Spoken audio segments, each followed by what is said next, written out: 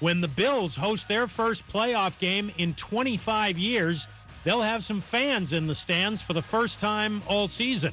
Just under 7,000 fans will be allowed, provided they all come up with a negative COVID-19 test. At today's Mayo Bowl in Charlotte, North Carolina, Wisconsin beats Wake Forest by a score of 42-28. The Chiefs will start Chad Henne at quarterback on Sunday against the Chargers as they tune up for the playoffs. It'll be Henne's first NFL start since 2014. That means the regular season is likely over for Patrick Mahomes. Hey, this is Keyshawn Johnson, wishing you a happy and safe holiday season full of good food and family. Thank you for listening to Keyshawn, J. Will, and Zubin this past year and also in 2021. Matt Moscona. I'm very important. After further review. Say it one more time. After further review with Matt Moscona. And here we go. ESPN Baton Rouge, New Orleans, Alexandria. Live from the Mercedes-Benz of Baton Rouge studios. Let's ride.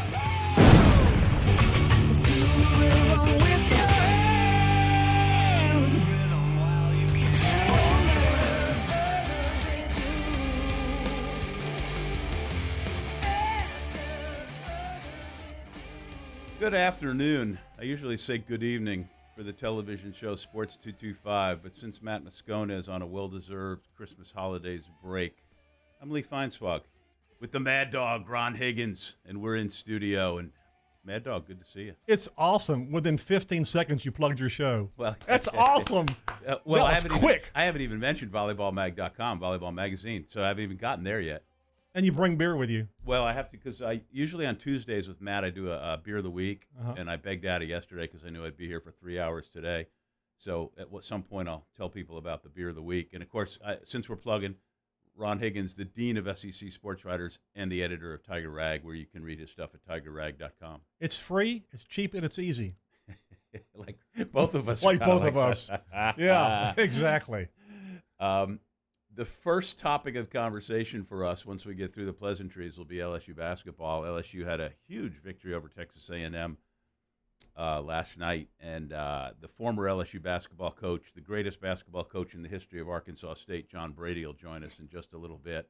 How about that, huh? That's true. I like that. He'll like that. He'd probably be considered the second best LSU basketball coach, wouldn't he? After Dale Brown? Yeah, I would say so, yeah. Yeah, for sure.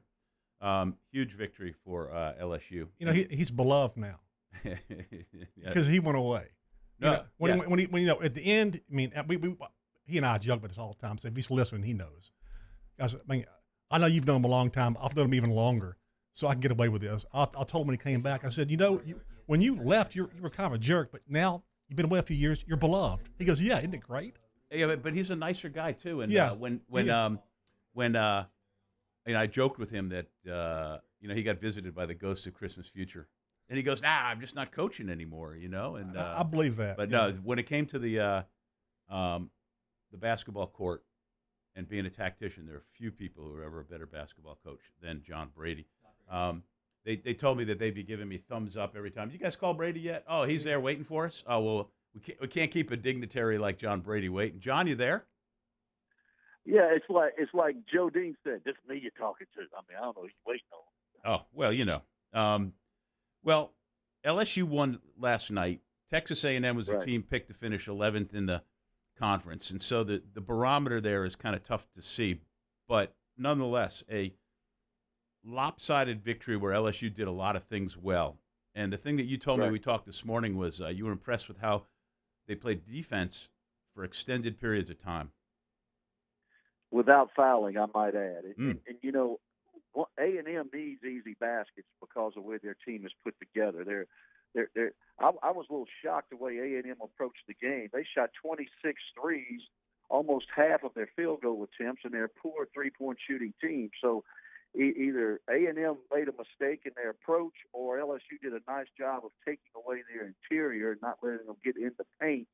And then when they don't foul them and they're not getting easy baskets and they're shooting threes, and LSU's shooting around 50% for the game and not turning it over, that's how the score separates. So I thought for 30 minutes or 32 minutes, I think the last 5 or 6 minutes, LSU probably shot it a little quick. They knew they were going to win and had a couple of guys shoot the ball a little quick. But for 32 or 34 minutes, I thought defensively it was by far the best I've seen LSU play. Committed to a stance, rotations were good, challenging shots, blocking the board. And then, as I used to say, they guarded well for extended periods of time without fouling and finishing that possession by rebounding the ball. And I think you do that consistently over a 40-minute game, that's a nice recipe to win. And you couple that with the way LSU can score the ball, you got a chance to have a really, really nice team. That they held A&M to 27 points each half. But this game was kind of tight to like about 19. I think LSU was up 19-18. And then LSU started just dropping threes. They missed their first 6 threes, and they started dropping threes like they're going crazy. John, and at that point, A&M panicked a little bit, and they started trying to fire threes, and they couldn't match them. I mean, LSU got A&M out of what it wanted to do because they started dropping threes like they were going out of style.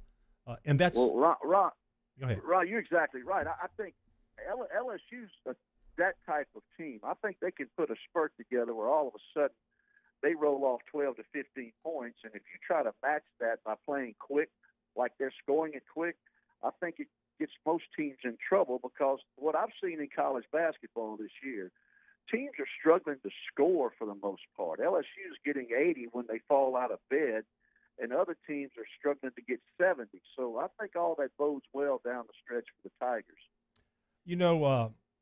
I really love Cam Thomas's game because it's very much like an NBA game in the sense, one, he just keeps shooting because he knows he's a good shooter. He's got guys feeding him the ball. He knows where to get to in the floor for his shot, and he'll have like 5 points in like 5 minutes, and you think, he'll miss 4 or 5 shots, and then all of a sudden he'll pop 4 in a row, 3 threes in a row, and all of a sudden your lead's gone from like 5 to like 16. And that's the essence of what he does best. Well, there's no doubt. He makes a bad shot look like a good shot. And you're right. He has no conscience about it. He knows he can shoot it. He's going to score it. His teammates getting the ball. But the other side of that coin is Will Wade knows it too and allows him to be who he is. And I think that's important. A coach like me who is big on shot selection, I probably wouldn't be as good at it as Will is with Cameron. I'd probably be too restrictive on him taking better shots.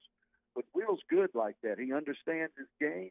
The team understands what he's about. The team understands what he's supposed to do, and they allow that to happen. And I think that helps Cameron Thomas settle in and playing his game and doing the things that are necessary to help LSU win. And I compliment everybody around me, but I also throw a compliment to Will for having the patience, the understanding to allow that young man to play like he's capable of playing.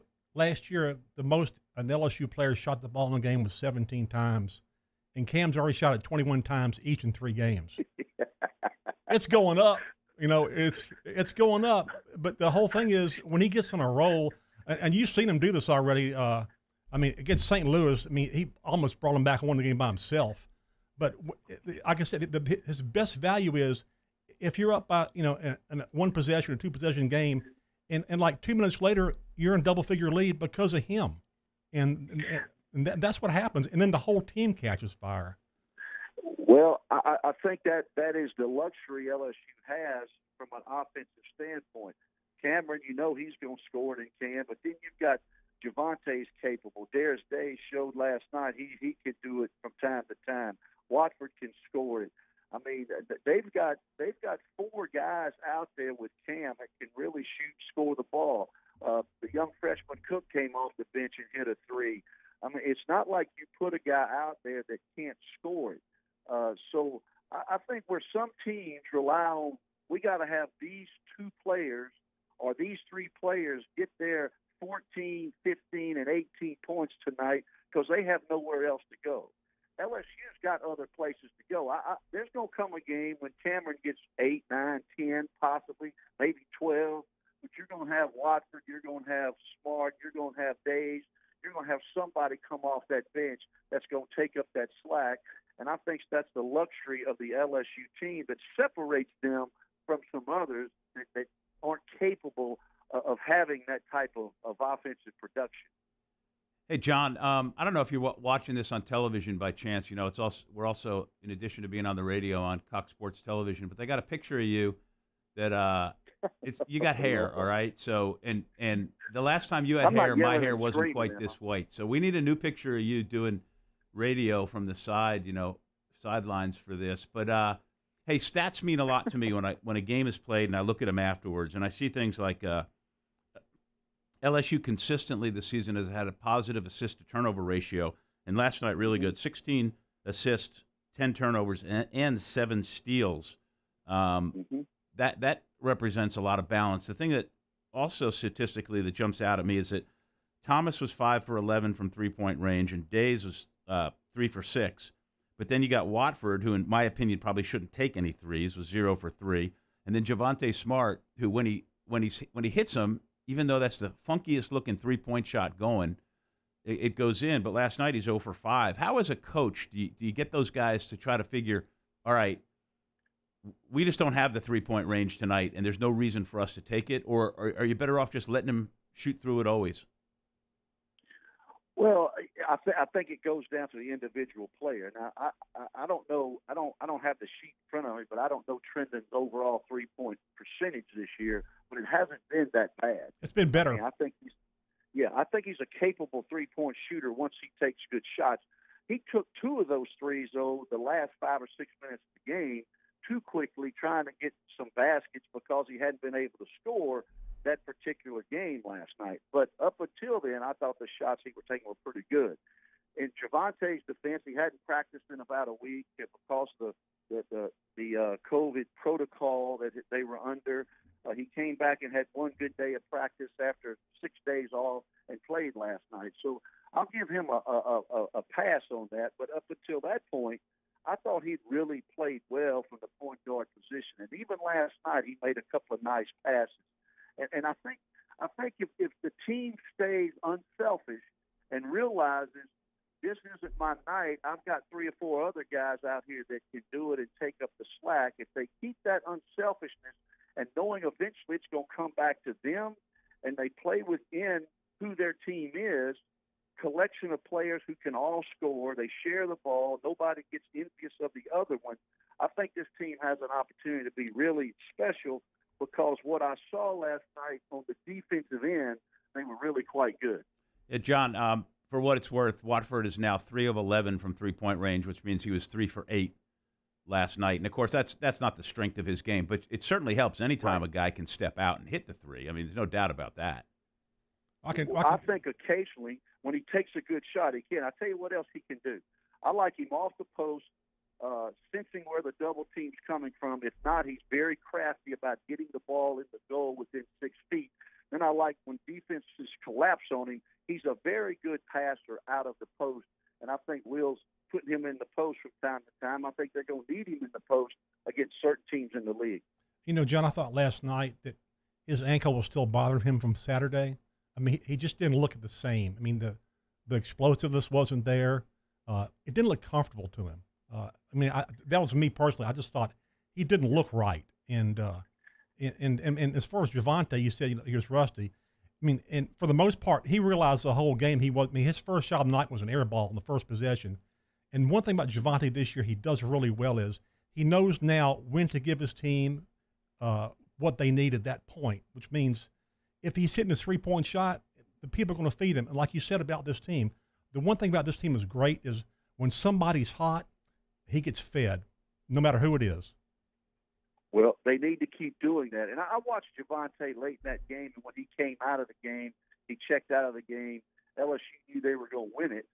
And I watched Javonte. He was extremely happy with the way the team played and the reaction on his face. And I think sometimes you see players, even in winning, if they hadn't scored the baskets or scored the points they want, because of outside pressures that are on these guys these days, it's incredible. Some of them pout and get mad because, well, I didn't get my points. Well, he wasn't like that last night because I watched him go to the bench and watched him interact with the rest of the players and watched the expression on his face, and that's a positive thing. He knows it's going to come back to him. And you know, all these guys are going to get where they need to go. The NBA is not going to say, well, he wasn't the leading scorer for 15 games, so we're not going to draft him. That's not going to happen. Stromile Swift was the second pick in the NBA, didn't lead the league in scoring, didn't lead the league in block shots, didn't lead the league in field goal percentage, didn't do a lot of these things, but he was the second pick in the draft because he won a bunch of games, and he made other players around him better.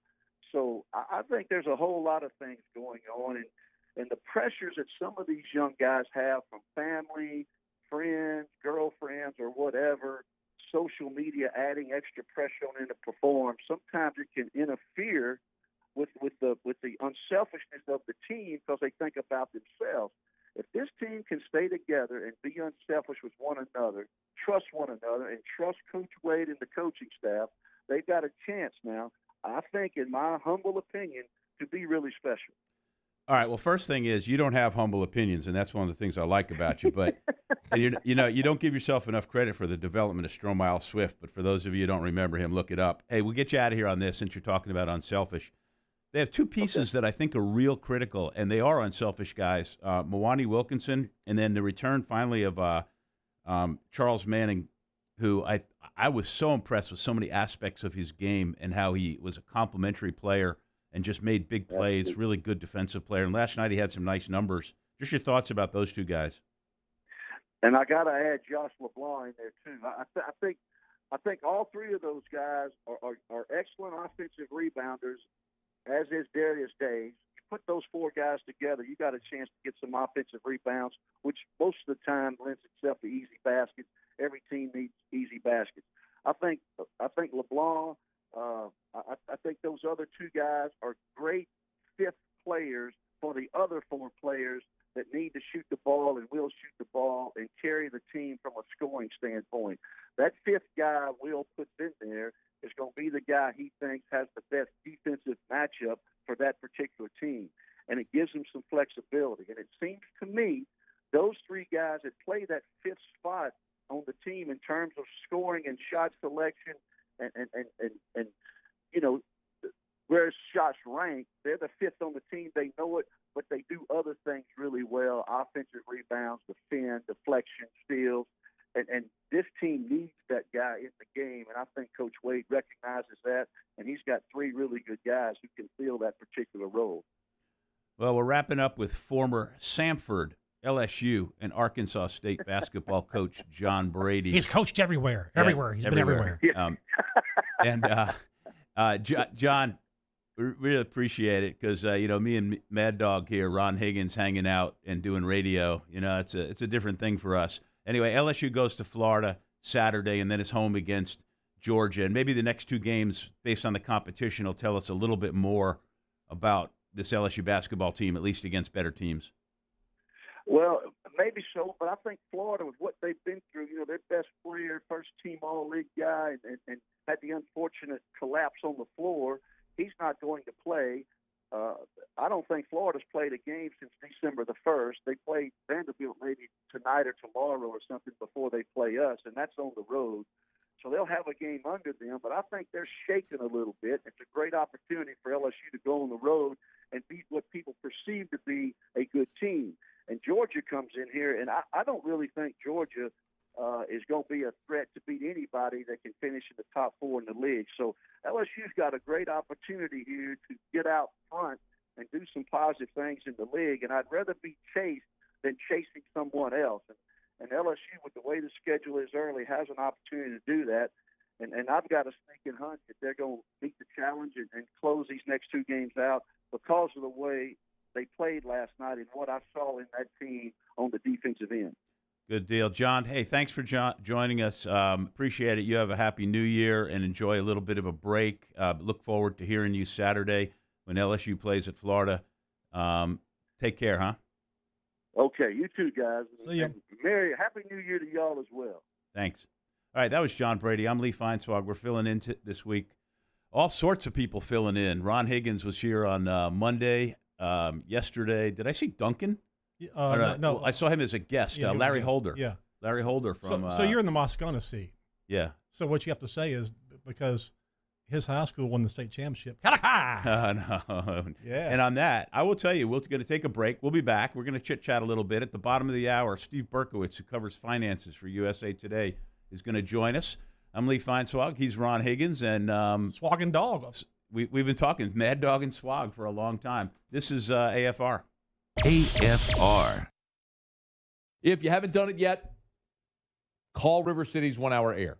752-0001. I give you this number every day. 752-0001. Punch it in your phone. 752-0001. Do it right now. 752-0001. 752-0001. Man, I hear Moscona talk about the heater tune-up thing all the time. Is it really legitimate? Yes. I do this at my home every year. It's the seasonal maintenance. I was sitting at lunch last week with Matt and Paul over at River City's 1 Hour Air. They went for a heater safety check at someone's home, and the bottom part of the furnace was starting to get black from where it was being charred. Like it was a legitimate fire threat. Like, don't let this happen at your house. Don't assume it's okay. It's $97. They'll come out, they'll check your furnace to make sure it's okay, your home central heater. They'll also make it run more efficiently. It'll last longer. It'll save you money. Call River City's 1 Hour Air, 752-0001. Where they're always on time or you don't pay. If I built a van, it would do more than haul. It would carry my entire business. I'd make it available in dozens, make not thousands of configurations. It would keep an eye on my fleet. And an eye out for danger. If I built a van, I'd make it available in diesel and gas. And I'd build it right here in South Carolina. Introducing the all-new Sprinter, starting at $33,790. Built in the USA. Mercedes-Benz. Vans. Born to run. They are exactly the same. They're identical. Actually, they're not. House 2 also has antioxidant vitamin C. Antioxidant? Then we'll take House 2. Given the choice, why wouldn't you choose the one with antioxidant vitamin C? Choose Vizzy Hard Seltzer. Gulf Coast Bank and Trust is a local bank with a straightforward philosophy. It's about doing the right thing for our customers. Participating in our community with annual local fundraisers. Offering individual attention in a modern banking atmosphere with a trusted local company. Gulf Coast Bank invested in technology with a local touch, giving our customers the power to bank anywhere, anytime. We're building relationships through personal service as the bank that cares about you. Gulf Coast Bank and Trust, the bank that cares about you. Are you a licensed contractor? There's lots of good contractors in Louisiana doing work the right way, but unfortunately, too many unlicensed contractors are working outside the licensing requirements. Working as a contractor in Louisiana requires a license for the company doing the work. The Louisiana State Licensing Board for Contractors wants to help you get licensed to allow you to conduct work legally. It's not difficult to get the license. We can help you. Go to lacontractor.org for more information. Licensed contractors, it's the law. To all of our heroes working on the front lines of this COVID-19 pandemic, your bravery and selflessness represent the very best of us, and we want to say thank you. I'm asking everyone around the state to join me in celebrating the heroism of our healthcare professionals on the 19th of every month at 1900 hours, that's 7 p.m. Write a note of appreciation, make plans to donate to charitable organizations, or say a prayer. To learn more, visit 19thanks.org. Thank you, and God bless. You may not know about the 4Kids Foundation, but you've probably heard of the Zurich Classic. And the Zurich Classic exists because of 4 kids. But it's what happens after the tournament that really counts. 100% of the proceeds are donated by the 4Kids Foundation to hundreds of local charities, totaling more than $40 million, all to help local children and families in need. 4Kids helps kids through golf, because every child deserves a shot at a brighter future. $14,000 off MSRP on a new 2020 Ford Expedition Xlt. All new Bayou Ford vehicles come with a 1 million mile powertrain warranty, and with Bayou to You, free delivery right to your door. The crew at Bayou Ford.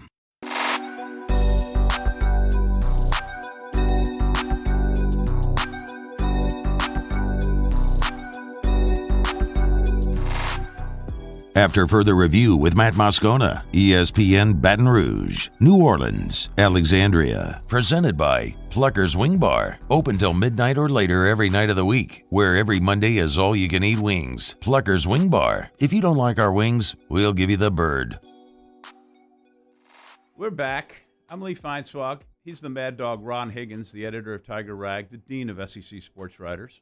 means I'm old. Well, the two of us together, hey. We're filling in for Matt Moscona in this Matt Takes a Vacation time, and we're just little, bricks in the wall, keeping it going. If you're just tuning in, you missed John Brady, the former Samford, LSU, and Arkansas State basketball coach, is now the analyst for LSU radio broadcast, and he was great. You guys still put up on Twitter, how to access the segments and everything, right?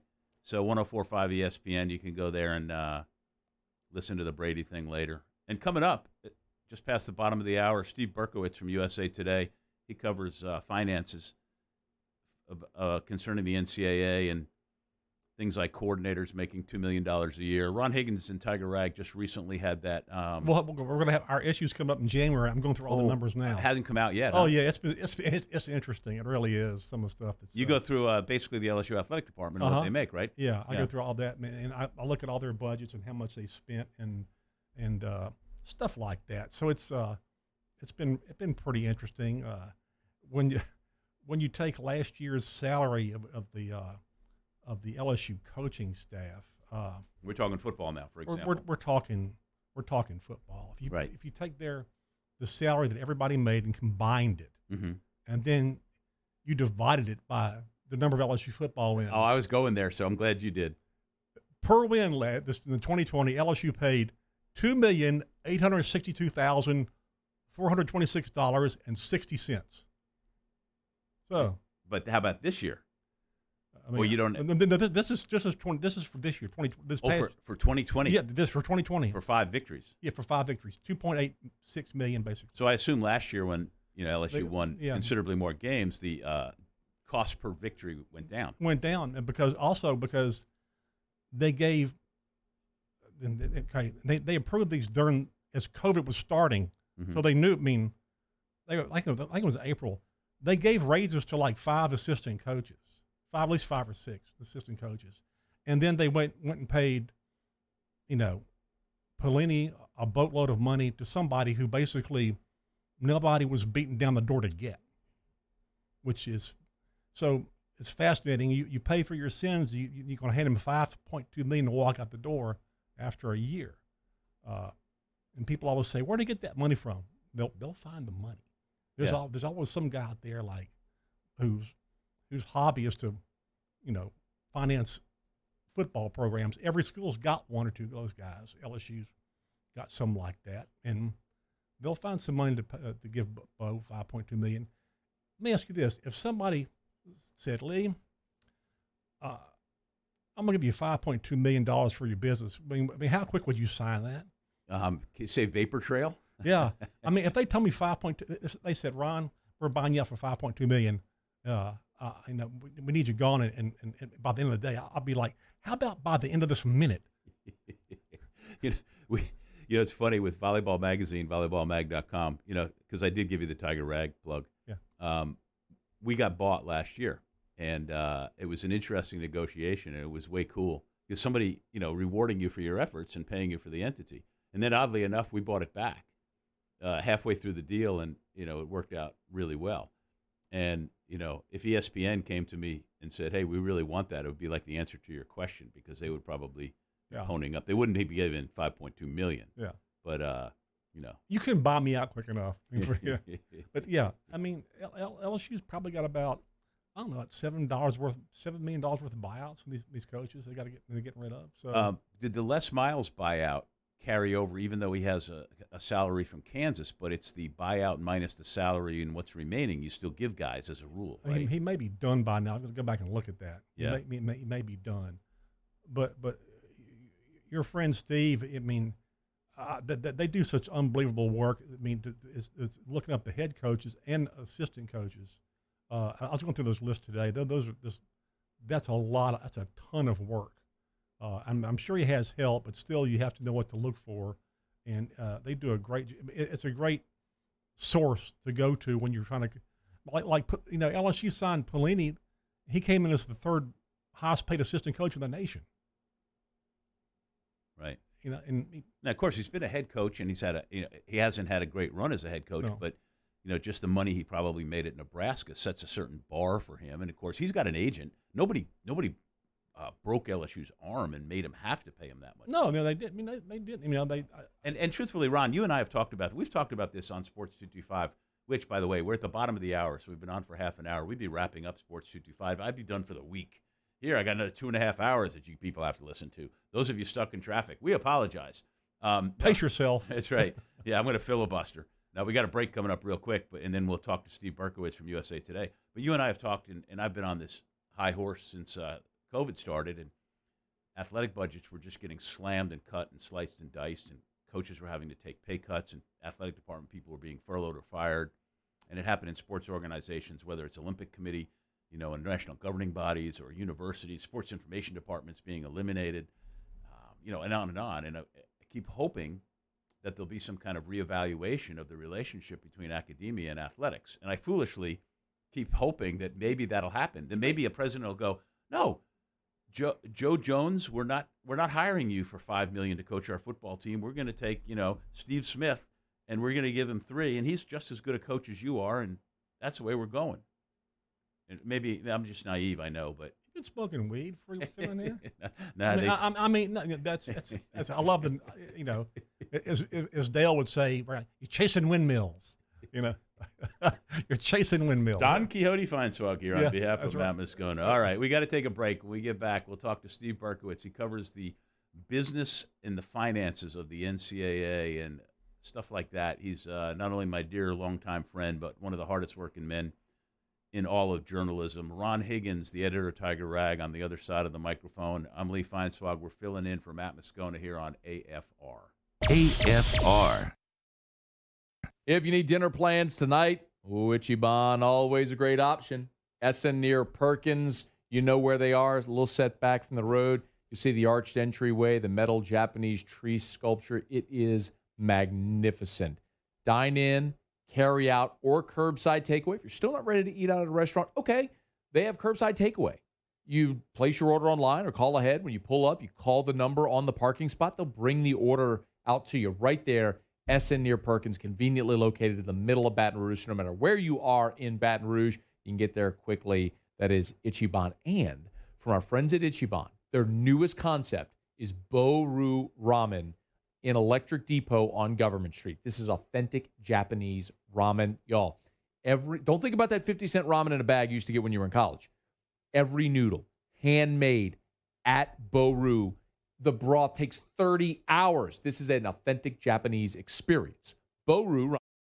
Are you a licensed contractor? There's lots of good contractors in Louisiana doing work the right way, but unfortunately, too many unlicensed contractors are working outside the licensing requirements. Working as a contractor in Louisiana requires a license for the company doing the work. The Louisiana State Licensing Board for Contractors wants to help you get licensed to allow you to conduct work legally. It's not difficult to get the license. We can help you. Go to lacontractor.org for more information. Licensed contractors, it's the law. $14,000 off MSRP on a new 2020 Ford Expedition Xlt. All new Bayou Ford vehicles come with a 1 million mile powertrain warranty, and with Bayou to You, free delivery right to your door. The crew at Bayou Ford is going to do right by you.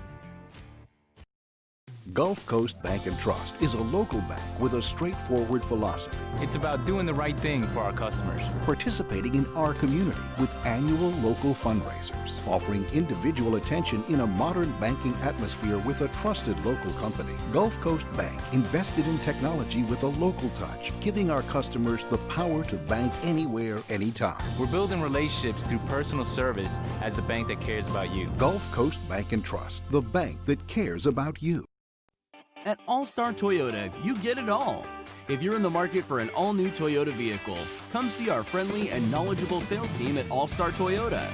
Located in Baton Rouge at the corner of Airline and Goodwood, we've been serving our community since 2005 by offering a large selection of new Toyota cars, trucks, and SUVs.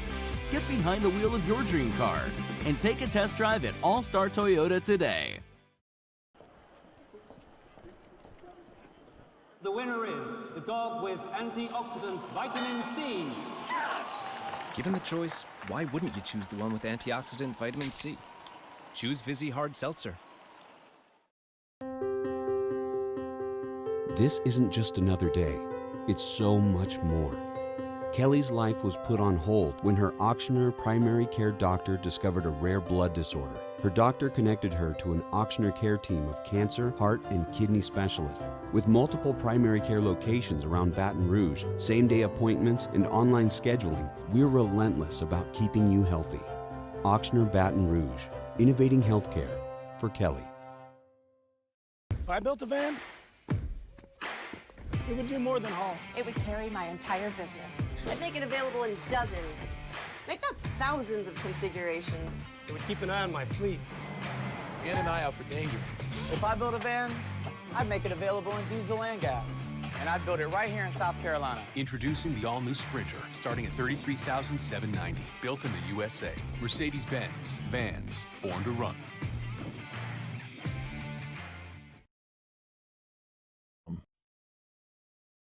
As we get on down the road, we remind you about our friends over at Relief Windows and reliefwindows.com, 288-8138 or reliefwindows.com. I was so fired up to see this, man. Relief Windows just posted this news on all their social media.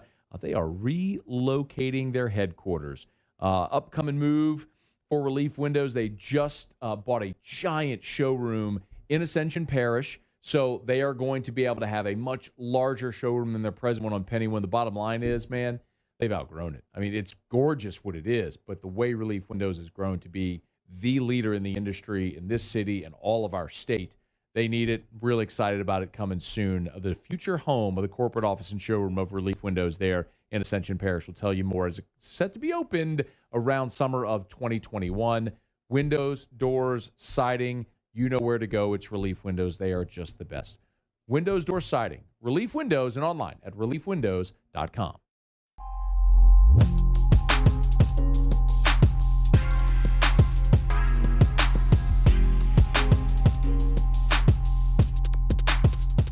After further review with Matt Moscona, ESPN Baton Rouge, New Orleans, Alexandria. Presented by Plucker's Wing Bar. Open till midnight or later every night of the week, where every Monday is all-you-can-eat wings. Plucker's Wing Bar. If you don't like our wings, we'll give you the bird. We're back on 104.5 ESPN, AFR, also 100.3 down in New Orleans. I'm Lee Feinswog. Me and Ron Higgins, the editor of Tiger Rag, are filling in for Matt Moscona this week. He's getting an end-of-year break, and I get to finish up the end of the year by talking to my good friend and the hardest-working man in journalism, Steve Berkowitz, who covers business and finances for USA Today. Berko, how are you? I'm well. Thanks a lot for having me on. Good to talk to you. Well, it's a lot easier than when we're having to do the Zoom because you've been nice enough to come on Sports 225. You didn't have to put on all that makeup and everything, and, you know. Oh, it makes it much easier for computer illiterate people like me to have to worry about pointing the computer in the right place and having all the proper lighting for you. Yeah, there you go. Hey, Ron Higgins is here, and I don't know if you and Ron have ever crossed paths. He worked in Baton Rouge and Memphis. He was in Mobile and then back in Memphis for a long time, but now he's back in Baton Rouge. He's the editor of Tiger Rag, and he's got coming out in their next issue the finances of LSU athletics. And it's really interesting, the research he's done. And, of course, you seem to spend every waking hour researching such things, and I'm going to let him jump in. You know what I loved about this year's head coaching list? This is how complete it is. They even have contract year pandemic reduction in it. That's pretty good, Steve. That's going the extra mile. And, of course, I noticed that almost every SEC coach didn't give up any money at all except for maybe Lane Kiffin.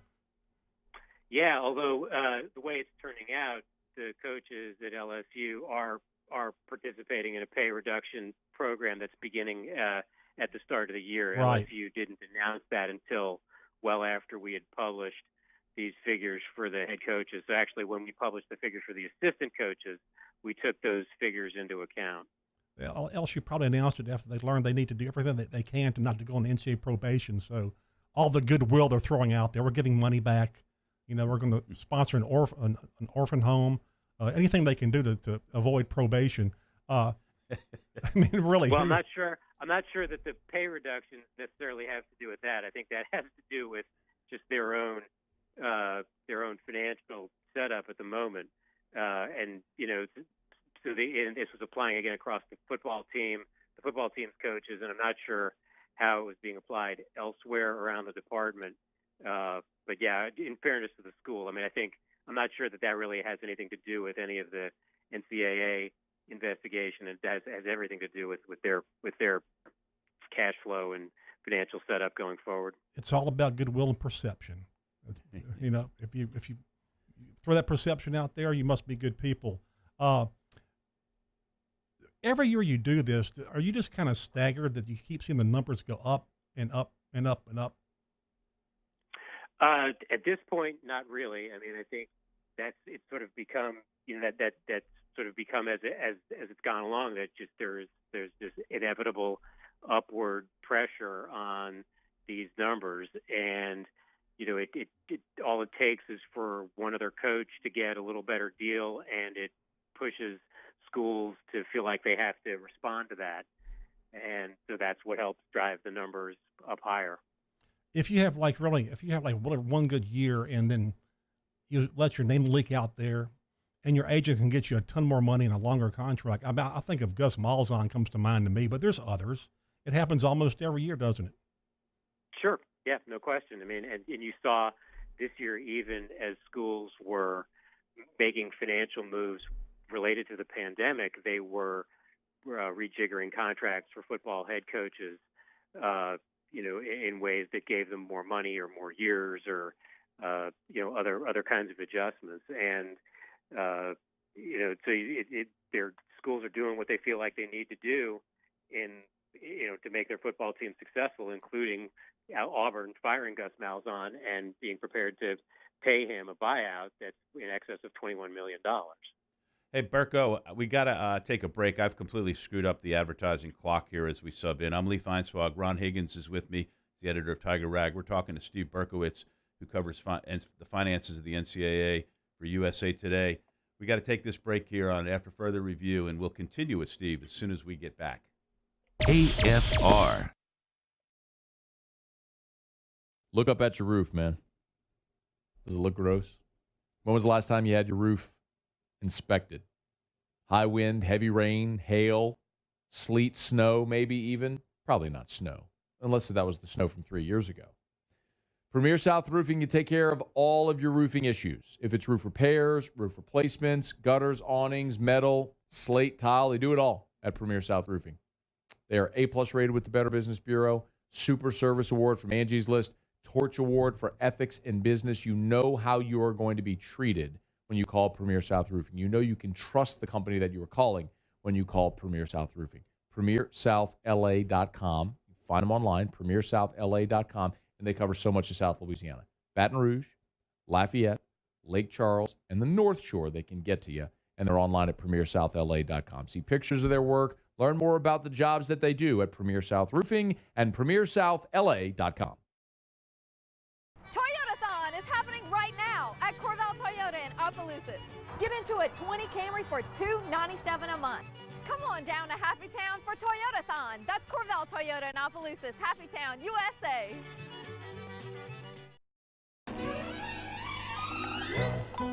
Le posso offrire un caffè? Le posso offrire un caffè? Andiamo insieme da me, non c'è. Call Mr. Electric today for electrical repairs, upgrades, and installations. Service Master Elite create clean, disinfected work environments. As a local business, we take pride in serving the New Orleans and Baton Rouge areas. Our cleaning protocols follow CDC and OSHA standards for healthcare settings, offices, senior living, restaurants, and industrial plants. Contact Service Master Elite to get your operation ready for reopening with germ disinfection cleaning. Service Master Elite, the trusted choice in professional cleaning since 1996.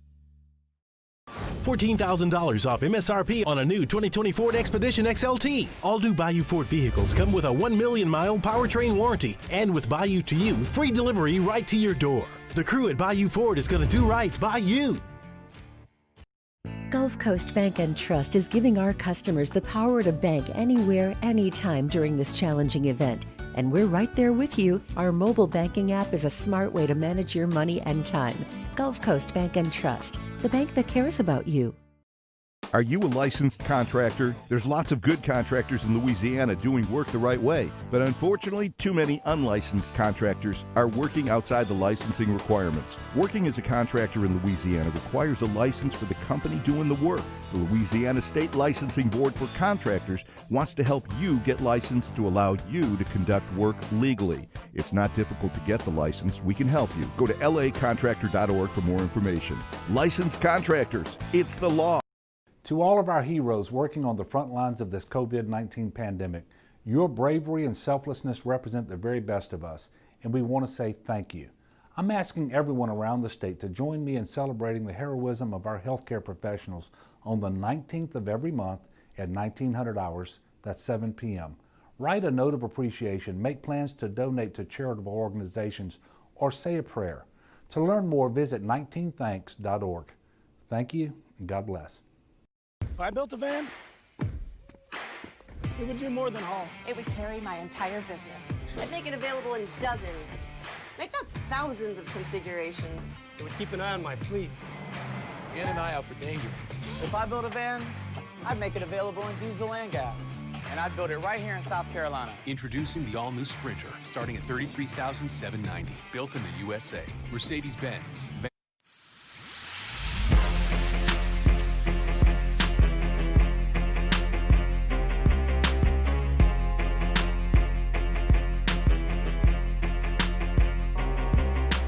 After further review with Matt Moscona, ESPN Baton Rouge, New Orleans, Alexandria. Presented by Plucker's Wing Bar. Open till midnight or later every night of the week. Where every Monday is all-you-can-eat wings. Plucker's Wing Bar. If you don't like our wings, we'll give you the bird. We're back on AFR. I'm Lee Feinswog from Sports 225 and various other things, filling in for Matt Moscona today with Ron Higgins, the editor of Tiger Rag.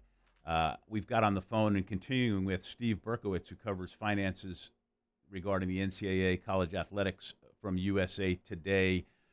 You're in Virginia at the moment, aren't you, Steve?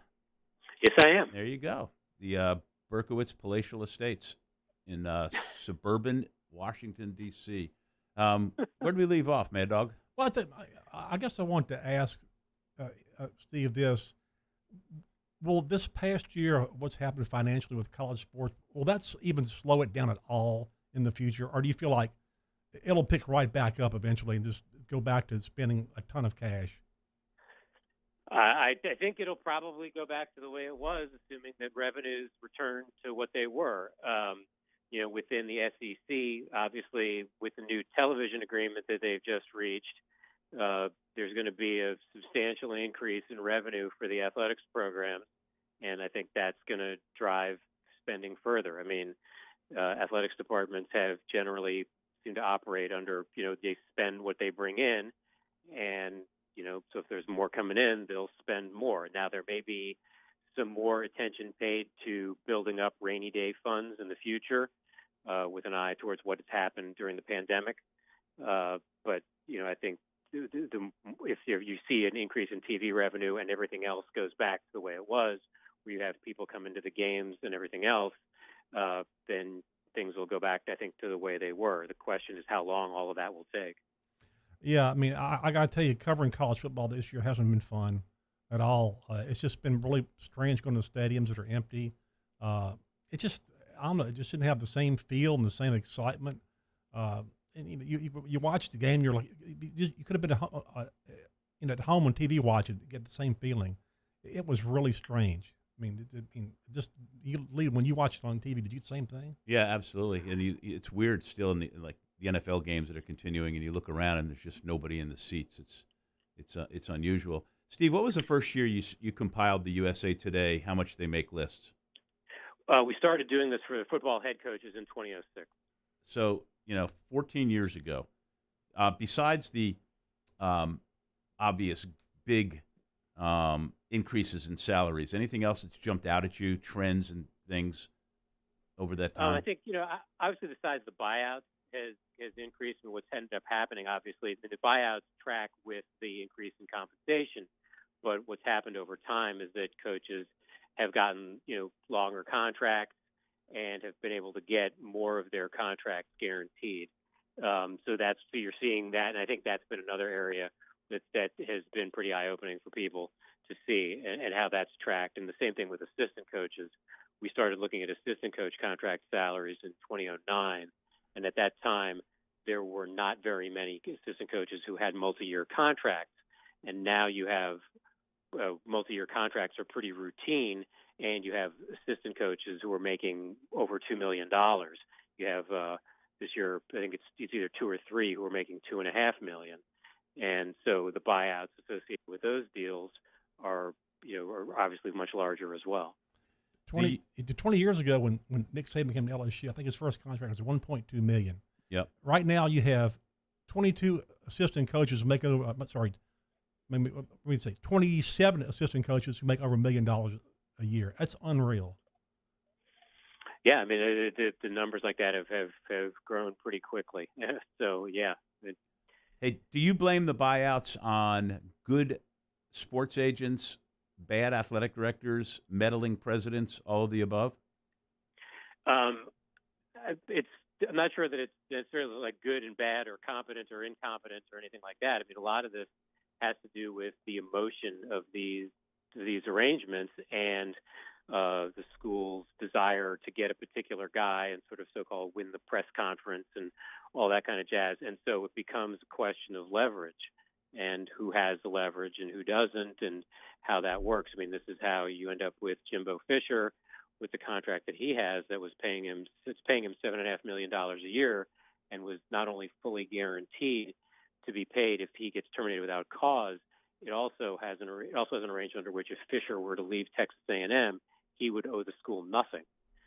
In most instances, coaches, if they leave the school with which they sign and go to another school, they have to pay a buyout to get out. Now that buyout gets paid by their next employer, but at least the school that's losing the coach gets some level of damages compensation. And in Fisher's case, there was a fully guarantee on his side and no responsibility if he left on the other side. And Berko, I can tell you that Ron Higgins just is laughing and chomping at the bit to get in the next question. Because I know where you're going. I worked in Memphis for almost 30 years. And so when you brought up that kind of contract, there's only one agent I know who can get that kind of contract for his guy because he had it with Saban, and now he has it with Jimbo Fisher, Jimmy Sexton.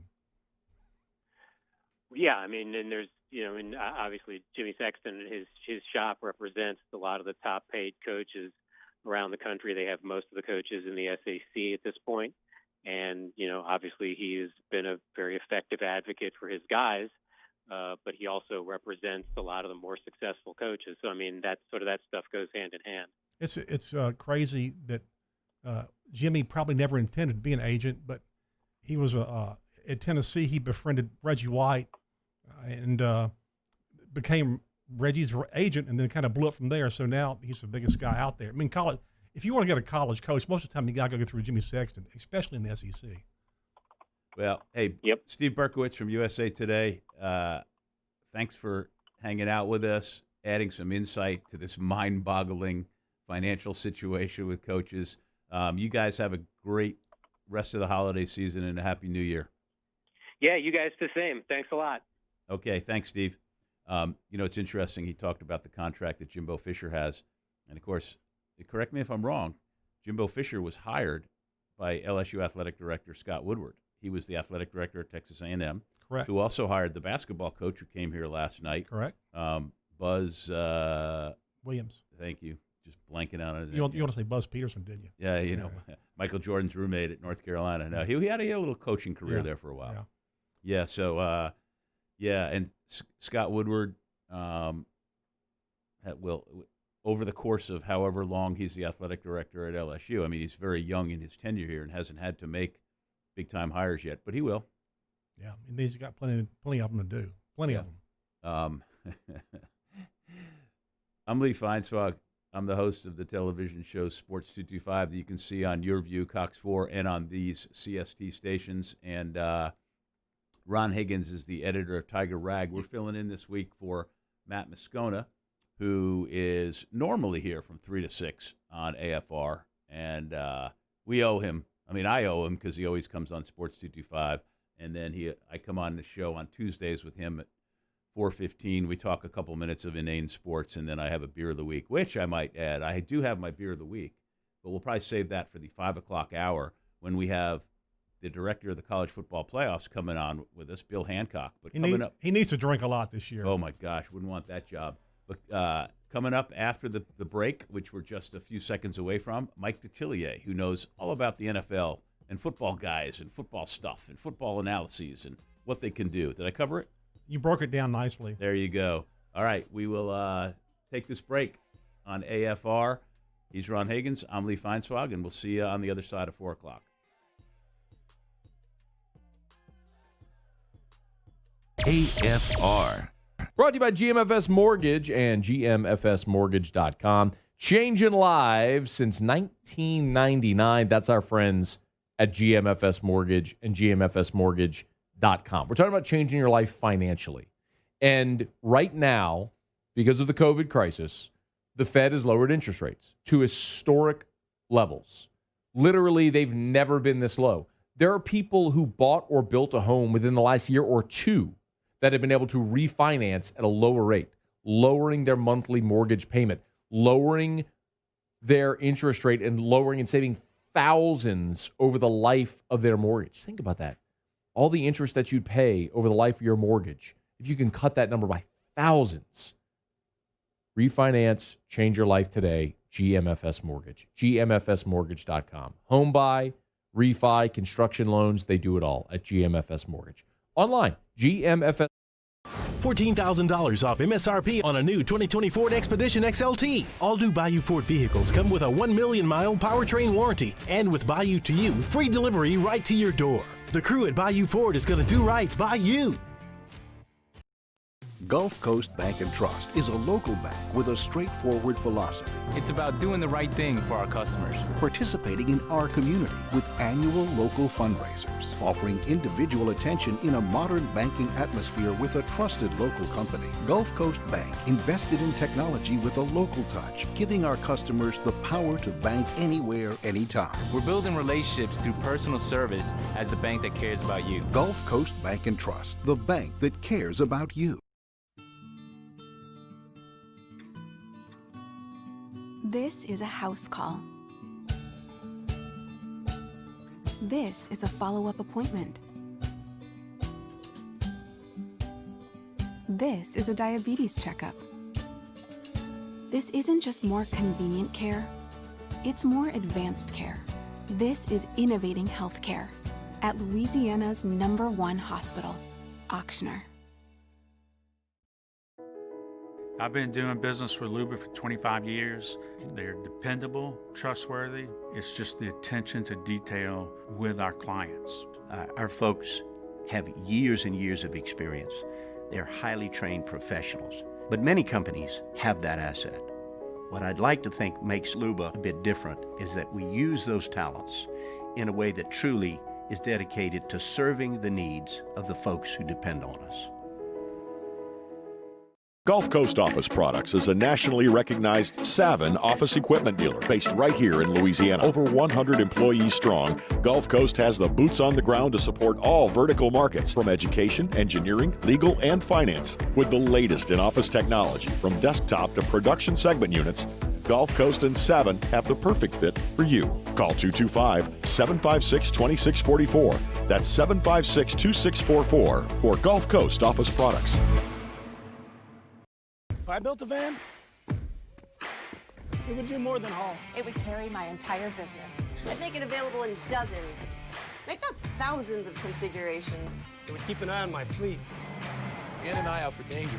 If I built a van, I'd make it available in diesel and gas.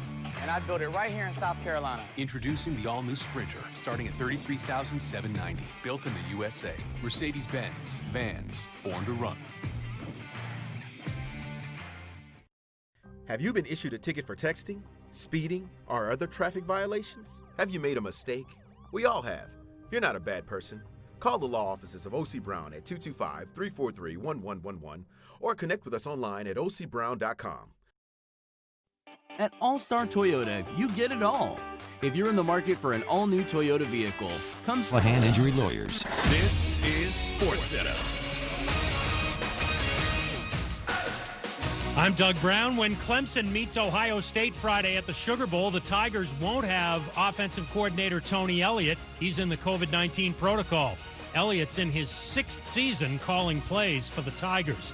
USC safety Talanoa Hufanga declares for the NFL draft. He was the Pac-12 Defensive Player of the Year and will skip his senior season. The Browns were able to practice today. They did close the facility for a time after 2 more positive COVID-19 tests. The Browns play the Steelers Sunday. ESPN's Marcus Spears. You gonna tell me it's not a disappointment because you losing to the Jets put you in this situation, and you lose to Mason Rudolph, a Mason Rudolph-led Pittsburgh Steelers team with the Steelers resting their starters? Yeah, it'll be an absolute disappointment if they don't get in. A win puts the Browns in the playoffs for the first time in 17 years. Colts offensive lineman Anthony Costanzo will miss the rest of the season. He'll have right ankle surgery this week. Hey, this is Keyshawn Johnson, wishing you a happy and safe holiday season full of good food and family. Thank you for listening to Keyshawn, J. Will, and Zubin this past year and also in 2021.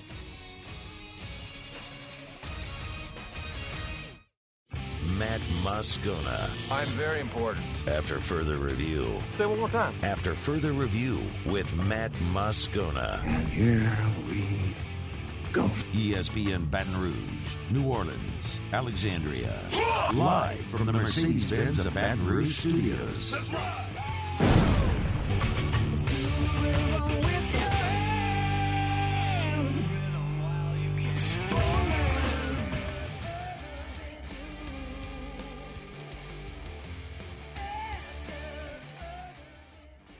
We're back on AFR. I'm Lee Feinswog, along with Ron Higgins, the editor of Tiger Rag.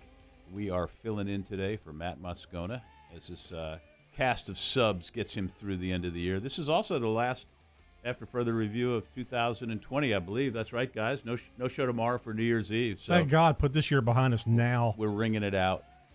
Yeah. Please put it behind us. It's been the damnedest year, hasn't it? It's you get to the end of the year, and the good news is, hey, there's a new strain of virus. Great. You can't get the the vaccine now for this one, But man, it's just you just kind of put your head down, and keep trucking. That's it. Well, it's what we all do. Ron, of course, the editor of Tiger Rag, the dean of SEC sports writers. He was at LSU basketball last night. Earlier in the show, we talked to John Brady, the former coach, who's the LSU basketball radio analyst. And I recommend strongly you go to the Twitter feed later and get the link and listen to that if you missed it. And we also just finished up with Steve Berkowitz, who covers NCAA finances and coaching salaries and that kind of stuff for USA Today. He was great. Later on in the show, Bill Hancock, the director of the College Football Playoff, will be with us. And I've also got my beer of the week that I normally do on Tuesday. But now... Can we do one kind of wrestling segment with Bill Hancock and Tim Brando? Can we do that? Huh? I don't know who I'd take there. I don't know. I mean, Hancock's definitely more fit. Yeah. If you want to know how to evaluate a player or know who's who and what's what in the NFL, you talk to Mike Detillier. And you go to MikeDetillier.com. So it's kind of like stereo. I'm looking at his face, and now we're going to bring him in. Hi, Mike. Hey, good afternoon, guys. Listen, I got to say something. Moscona's stealing money. This is back-to-back weeks now. He's taking off. Come on. Moscona, man, I know you listening or watching, one of the two. So I'm going to tell you, you're stealing money at the end of the year, dude. You got to be. Have 2 weeks off at the end of the year? Come on. That don't even happen to me. So, come on, you got to show, Moscona. You got to show. I think he ran out of words. He talks in the morning. Run out of words. He talks in the morning. His little thing on YouTube. You see him. He's driving. He's talking while he's driving. The only place you don't see him is in the bathroom, and that may be next. But I hope not on that. But I think he's out of words, and so when you're out of words, you just kind of build them back up again. So that's my theory, and I'm sticking to it. I see a blog and a podcast, Moscona on the Throne. Hey, that's great. Hey, don't give him any ideas now. He probably just trademarked it. If it gets a sponsor, well, why not? There you go. Mike, how are you? Where are you? What are you doing? Guys. I'm doing great, guys. Oh, no, listen, this time of the year, for me, it doesn't sort of end. I got enough shows to do, but it's also evaluation time on players, in college football. And, I've had a little bit of a jump for some because some of them opted out early. But it's that time of year you see a lot of the juniors declare, and now you're sort of waiting on some people because you're not sure if they'll come back for another season or not. And like even today, Cameron Sample at Tulane announced that he's giving up what could have been another season at Tulane to come out early. So it's different for me this year, to be honest. And, with all the coaching changes, you would swear I run the unemployment office. There is no job opening for a coach here where I live, but they feel, hey, listen, I'll get in touch with you. Maybe you can get in touch with someone else. So, hey, it's connected dots. So I'll get some time off in May, and I'll be happy with that. There you go. And then Moscona is going to make fun of you for taking time off then, just so you know, tit for tat. Yeah. I wouldn't think he's going to make too much fun of me about that. You talk about, trying to figure out, the players who, opt out and not opt out. And when you look at college head coaching now compared to 10 years ago, you have to re-recruit your own players or wondering if they're going to come back. And this, which Ed Orgeron's doing right now. But he also figured out now that you save scholarships for graduate, you have like a waiver wire list you look at now in college sports. And he's also trying to find coaches to replace people. So there's no real offseason for Ed Orgeron right now, is there? There's no offseason for any major college head coach. In essence, you have so many things you're juggling today that, listen, it pays well, but, you have your version of free agency, and we're seeing it. And, Matt and I've talked about this before. We used to have the recruiting bash, and now December has taken away so much of that particular element in February. But I think you're going to see a time where the NCAA will say, okay, we'll give you a 2-week window, say in March or in April. If you want to leave and go to another school, this is going to be the time. And listen, we're going to cover that. It's going to be like college football's version of free agency. So, man, it changes every week, every day. You have coaches coming and going, and it's a commuter world. Ron, years ago when you got in it and Lee got in it and I'm in it, man, that wasn't the case. You might have lost one assistant coach or maybe two, but you rarely lost more than that. And most coaches sort of stayed. I can recall Bear Bryant keeping a staff together. I have actually an audio of him saying he had the same staff together for 9 years. Now, can you imagine today you having the same staff for 9 years? Can't imagine a staff together for 3 years any longer. Man, you barely got a staff together for 9 months. Yeah. It's less 9 years today. Well, Mike, you touched on something, so let me start with that if you don't mind. I've maintained that now that the holidays are here, kids have gone home to see their families.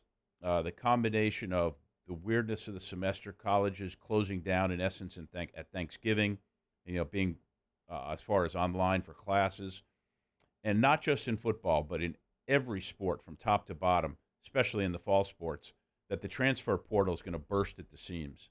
And is that happening in football right now? Like, are there a lot of football players in the transfer portal weighing their options and allowing themselves to be contacted by other programs?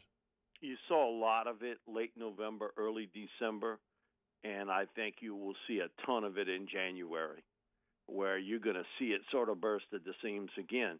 Now, again, there's, 150 major colleges, so that number is going to grow and continue to really widen.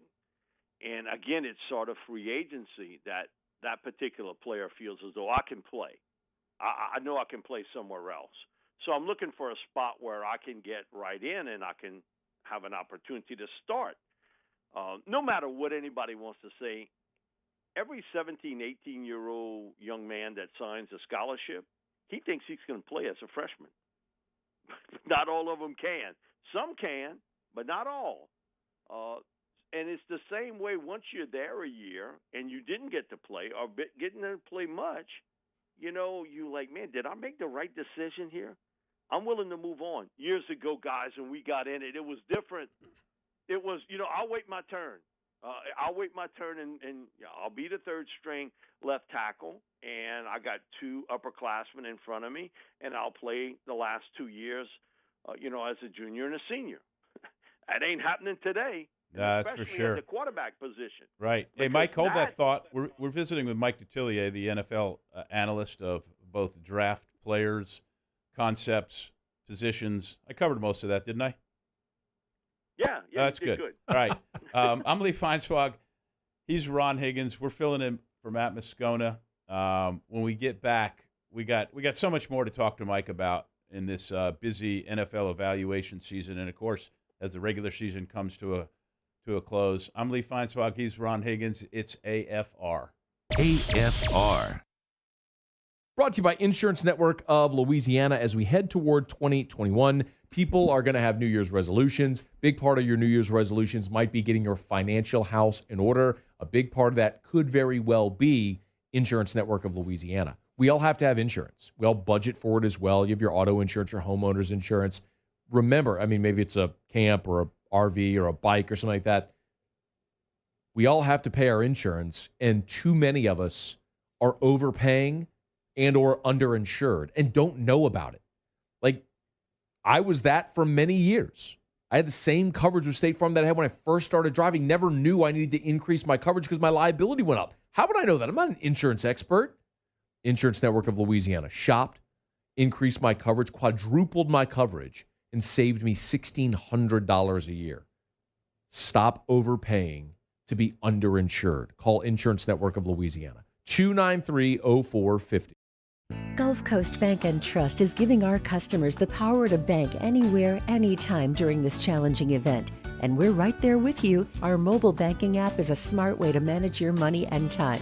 Gulf Coast Bank and Trust, the bank that cares about you.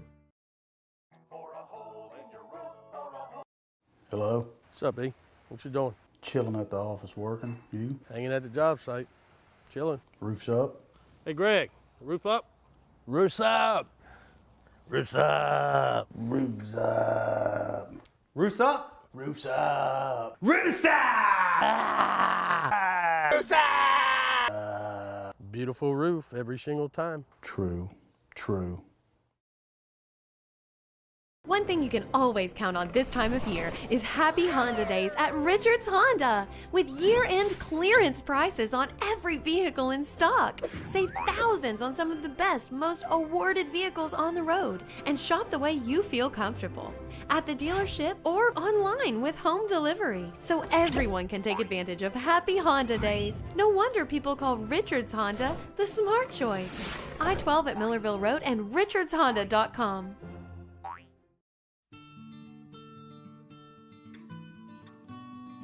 This is a house call. This is a follow-up appointment. This is a diabetes checkup. This isn't just more convenient care, it's more advanced care. This is innovating healthcare at Louisiana's #1 hospital, Ochsner. I've been doing business with Luba for 25 years. They're dependable, trustworthy. It's just the attention to detail with our clients. Our folks have years and years of experience. They're highly trained professionals. But many companies have that asset. What I'd like to think makes Luba a bit different is that we use those talents in a way that truly is dedicated to serving the needs of the folks who depend on us. If I built a van, it would do more than haul. It would carry my entire business. I'd make it available in dozens, make not thousands of configurations. It would keep an eye on my fleet. And an eye out for danger. If I built a van, I'd make it available in diesel and gas. And I'd build it right here in South Carolina. Introducing the all-new Sprinter, starting at $33,790. Built in the USA. Mercedes-Benz. Vans. Born to run. Have you been arrested for DUI or other traffic violations? Have you made a mistake? We all have. You're not a bad person. Call the law offices of O.C. Brown at 225-343.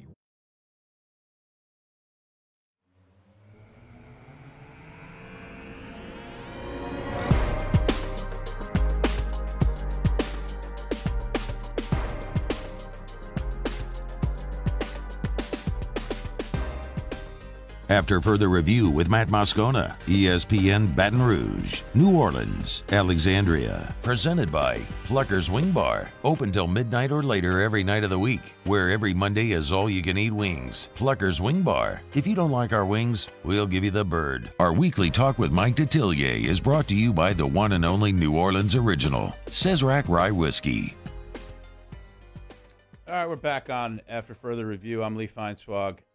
I'm alongside Ron Higgins, the editor of Tiger Rag, and we're filling in today for Matt, who's had a host of subs as he gets some time off. A host of hosts. A host of hosts. Good point.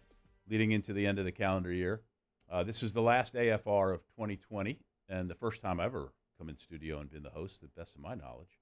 For you, yeah. Well, you know, when I do Sports 225, the TV show, it's just, the Zoom, and now it's just me in an empty room. Here, of course, we got a couple of guys over there, Mario and Paul, and we've got more monitors than can be imagined. And you look up everywhere and you see yourself, and there's something sobering about that. But I need to lose weight. Yeah, right. I look good. So we're in the middle of our interview with Mike Detillier, the NFL and college and pro football analyst. Got all that right. Mike, are you down in La Rose, Louisiana, as we speak? No, I live in Matthews. If you know where Latour Golf Course is, I live directly across from it in Matthews. David Toms built the golf course, and Mr. John Brady years ago, and it's pretty nice. But I live right across the bayou. I'm on Highway 1, and it's on 308. But I'm not far from La Rose. I'm about 15 minutes, so I'm not that far away. We can call that the Cajun Riviera, close enough, right? Yeah, pretty. No, Bobby calls it that. He says, "Man, listen, where you live today, you in the Garden District of Lafourche." Only A-Bear could come up with that. I like that. You can follow Mike on Twitter at Mike Detillier, which is spelled Detillier, and he waxes poetic about all sorts of things. But, of course, it says on there, college pro football analyst, WWL, AM and FM, M&D NFL Draft Report, SaintsReport.com, at ESPN, HTV10, whatever that is, Saints News Network, SI Now, Cal State Sacramento, what that's doing in there. And then engineering. Is that where you went and got your degree? That's it, brother. Wow. How did you make that switch? Cal State Sacramento. It's part of the engineering world that there are certain classes there that you couldn't take somewhere else. So that became the gig. Wow. They never noticed your accent when you went there, did they? No, they thought I was a foreigner. And they were right. A foreign exchange student we got from Louisiana. Yeah. Mike, Ron's been scribbling away, so he's ready for you. All right. Yeah. We'll get into some LSU stuff, and you're close to Ed. Y'all been friends for years. Were you surprised at the turnover, the drastic amount of turnover? We thought that Bo might be gone, but we didn't realize there were other people involved. And give me, I guess, a glimpse inside Ed's decision-making process, because it's tough to let guys go, but and guys who, some of them are friends, but Ed understands in this business you have friends, but you got to win too. Well, because the next move's going to be him. Yeah. He knows that as well as anybody. It didn't really surprise me. I knew that Bill Johnson had been thinking about it for a while. And really who tipped me off to this was actually Pete Jenkins. We had him on a Monday night. I'm going to say this was 3, maybe 4 weeks ago. And he said, I'm going to tell you guys something. I'm going to tell it to you now. He said, you're going to see a purge of older coaches in college football. And he said, I don't want to say old men, because he said, I'm 78 years old, and everybody's a lot younger than me. But he said, I saw the toll this year took on guys 58 and over. And he said, you as a coach are so routined. You do a certain thing a certain time. You practice a certain time. You're routined. And he said all that was wiped out. So he said, listen, it's difficult to teach an old dog new tricks. Now, he said, you might learn them, but you don't like to. And he said, I'm telling you, you are going to see a lot of older guys walk away from this game as full-time coaches because of what happened this year. He said, listen, it ain't like your dad that went to work at 6:30 in the morning and he come back a little after 5 o'clock in the afternoon. Coaching, you go to work at 6 o'clock in the morning. You may get back home for 8:30, 9 o'clock if you're lucky. And he said it takes a tremendous toll. He said, now you get paid a lot more money than I got paid when I first started. But he said, beside the point, he said, I think this year was really telling. It was something, how did you deal with the COVID issue, having to do meetings on Zoom and Skype, handling things that you didn't have to handle in the past. It may have been an incident with a player or two, but you didn't see the turbulence that you saw in the summer. So he said, I'm predicting this, that you are going to see a lot of, what I'm going to quote unquote older coaches walk. And sure enough, he was right. And I knew Bill was thinking about it. And the same thing with Slinger. I knew they were seriously thinking about it. And man, just the year that Steve has had, we just had the 1 year anniversary of Carly Ann passing on, his daughter-in-law, and his dad just passed away. And so, you're dealing with personal things too with people. It's just not about going to work and you got, 80 kids or whatever that you got to take care of. And, they're mostly away from home and, their lives have been disrupted too. And I think Pete was absolutely right on that. The other thing he said is, he said, I guarantee you something will happen, he said, at LSU. Because he said, I can tell you from my knowledge of dealing with Coach Saban, he said, what happened this offseason, Nick's not the type of guy to go home and watch the CBS nightly news or to turn on Fox to watch his news. He said, Nick is going to – it's something sports related. The outside world he's almost cocooned from. But he said, I'm telling you, you need people around you that can kind of direct you into saying, hey, coach, I know you don't watch this or understand it, but let me explain to you something. He said, Nick's got a couple guys that do that. And he said, listen, that ain't the best job in the world to go in there and knock on that door and say, Coach, I need to talk to you about something. You ought to be aware of what's happening with this COVID stuff. You ought to be aware of what's happening with this social unrest stuff. He said, now try to explaining that to a 69-year-old guy. He said, it's like trying to explain it to me at 78. Some of it I understand, some of it I don't. So you better be specific. And he said, I think one of the things with Ed, he said, I think he's going to have to bring in someone that can be that confidant, that can be maybe his ears in that locker room a little bit better. And sure enough, what happens today? You hear the news about Austin, a guy that Ed trusts immensely as a talent evaluator, as a guy that can give him a second set of eyes, understanding maybe that person and his family a little bit, kind of keeping tabs on him, away from the football field. And if there's something happening, you need somebody to tell you. You can say, oh, well, a coach ought to know everything about 80 players. Do you know everything about your 2 or 3 or 4 kids? The answer is no. So just think if you had 75, 80, 90 kids that you've got to figure out, and all of them have different issues in the world.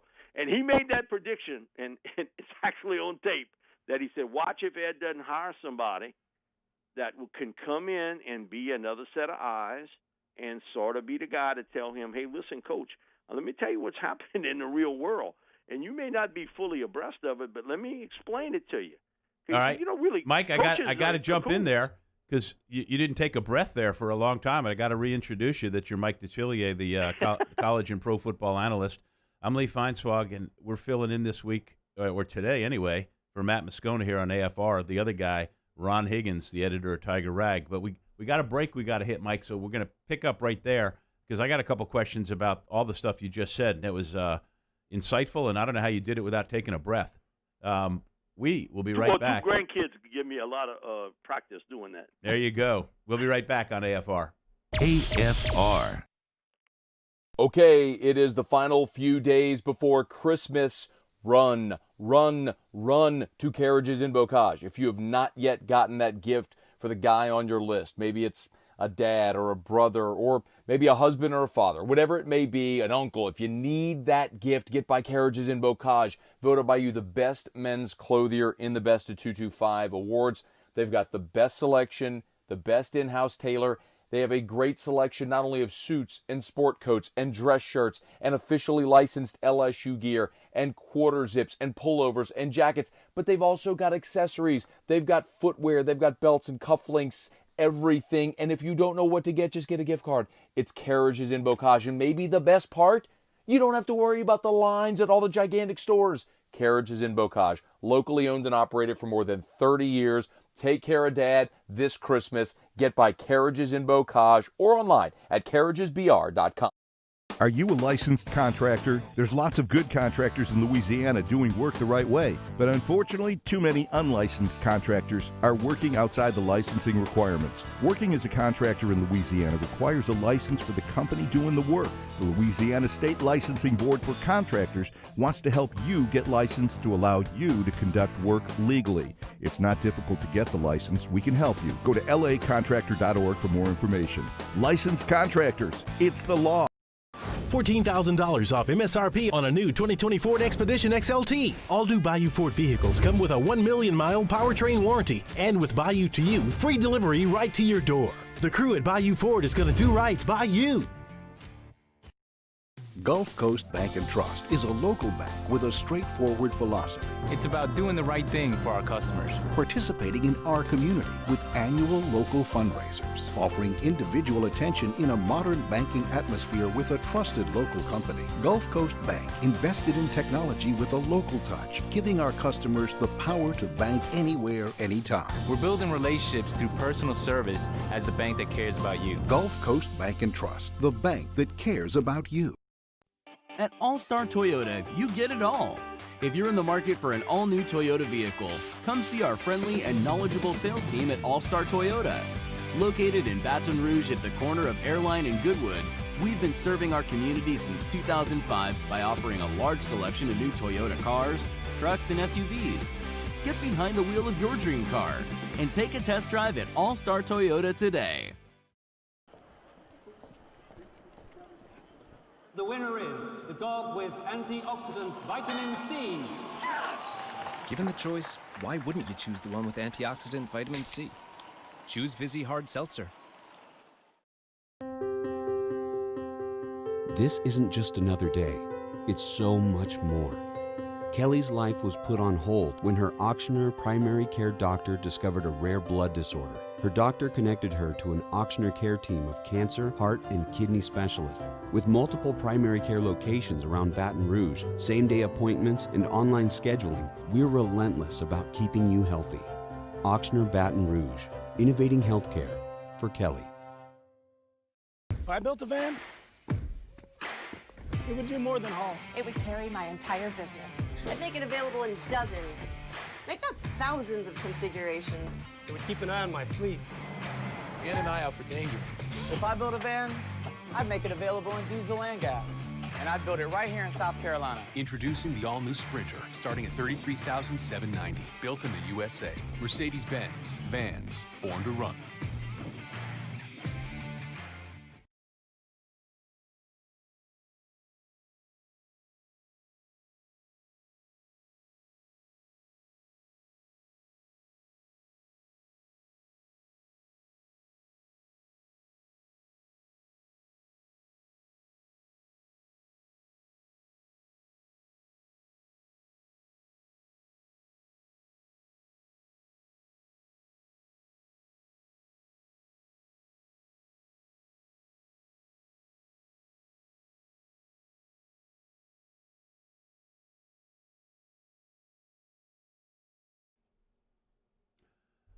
We're back on After Further Review.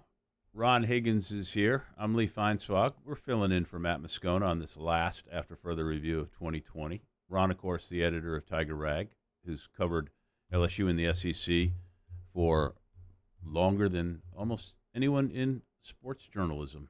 I'm Lee Feinswog. But Mike, before we get to you, Mike Detillier is on hold there down in Matthew, Louisiana. Mike, when I interviewed at the Baton Rouge, then Morning Advocate, in the summer of 1984, I spoke with one of the Baton Rouge Morning Advocate sports writers, Ron Higgins, and got a real honest assessment of the things that were going on there. And then got a phone call a few months later, did I want a job? And I said, yeah, I'll take one. I'll go down there for, I'd stick around a year or two. And the reason I got the job was because Ron Higgins left and went to Memphis. So he created... It's a great place, but I don't want to be here anymore. Yeah. He created my job opening, and of course we've been friends ever since. So since the summer of 1984, I visited Baton Rouge during the Summer Olympics, the 1984 Los Angeles Olympics, and I had never in my mind imagined heat and humidity like what was going on that week. There you go. That was it. And speaking of heat, let's talk LSU football some more. Mike, you touched on it before we went to break about, Ed having a confidant to kind of bounce stuff off. I thought it really hurt him this year. It just seemed like there was a detachment there that maybe with the social unrest stuff that kind of hurt him in the beginning. I thought there was a detachment sometimes during games with his coaches. I know Ed tries hard to be a CEO and not and maybe from his days at Ole Miss, he's so paranoid about, micromanaging, but there seems to be a point now where he might need to step in sometime in a game and say, I want Devontae Smith guarded the whole game by my best cornerback, or we should run a quarterback sneak here and not that. What do you feel about that? I agree with you. And listen, we went to a couple of his practices at Ole Miss, and he's coaching the running backs, and he's coaching safeties. And my thing is, what the hell do you know how to play running back and safety? But that was him. He was, and you termed it correctly, micromanager. He wanted to coach every position out on the field. And I think he's become much more patient in letting his coaches coach. But I agree with you. Sometimes you got to step in. That's what the CEO is all about, that you have to make a firm decision and sometimes override, a coordinator, an OC or DC. And I do believe that, listen, you can look back and say, I should have done this and I should have done that. And, we do that in everyday life in decisions we make. I think that's one of them he would like to redo on how he handled, I don't know what's best, how the offseason worked out and everything else. But I think in-game management is something I think he can look back and say, I need to do a little bit better job of there. I need to step in when I see something that's not right and change it. And I do think he's sort of haunted a little bit by that past and that finger pointed toward him, and deservedly so, what happened at Ole Miss. So, you can look back and do a lot of different things. The other thing, too, is this is a young man's game, Ron. You can high road the coaches, and you got to have a nice mix on the staff of guys with experience. But you know what? It's a young man's game. The game is just changing a little bit here and there and here and there. And you can get a veteran defensive line coach. You can go out and hire a guy like Bo Davis to coach your defensive line.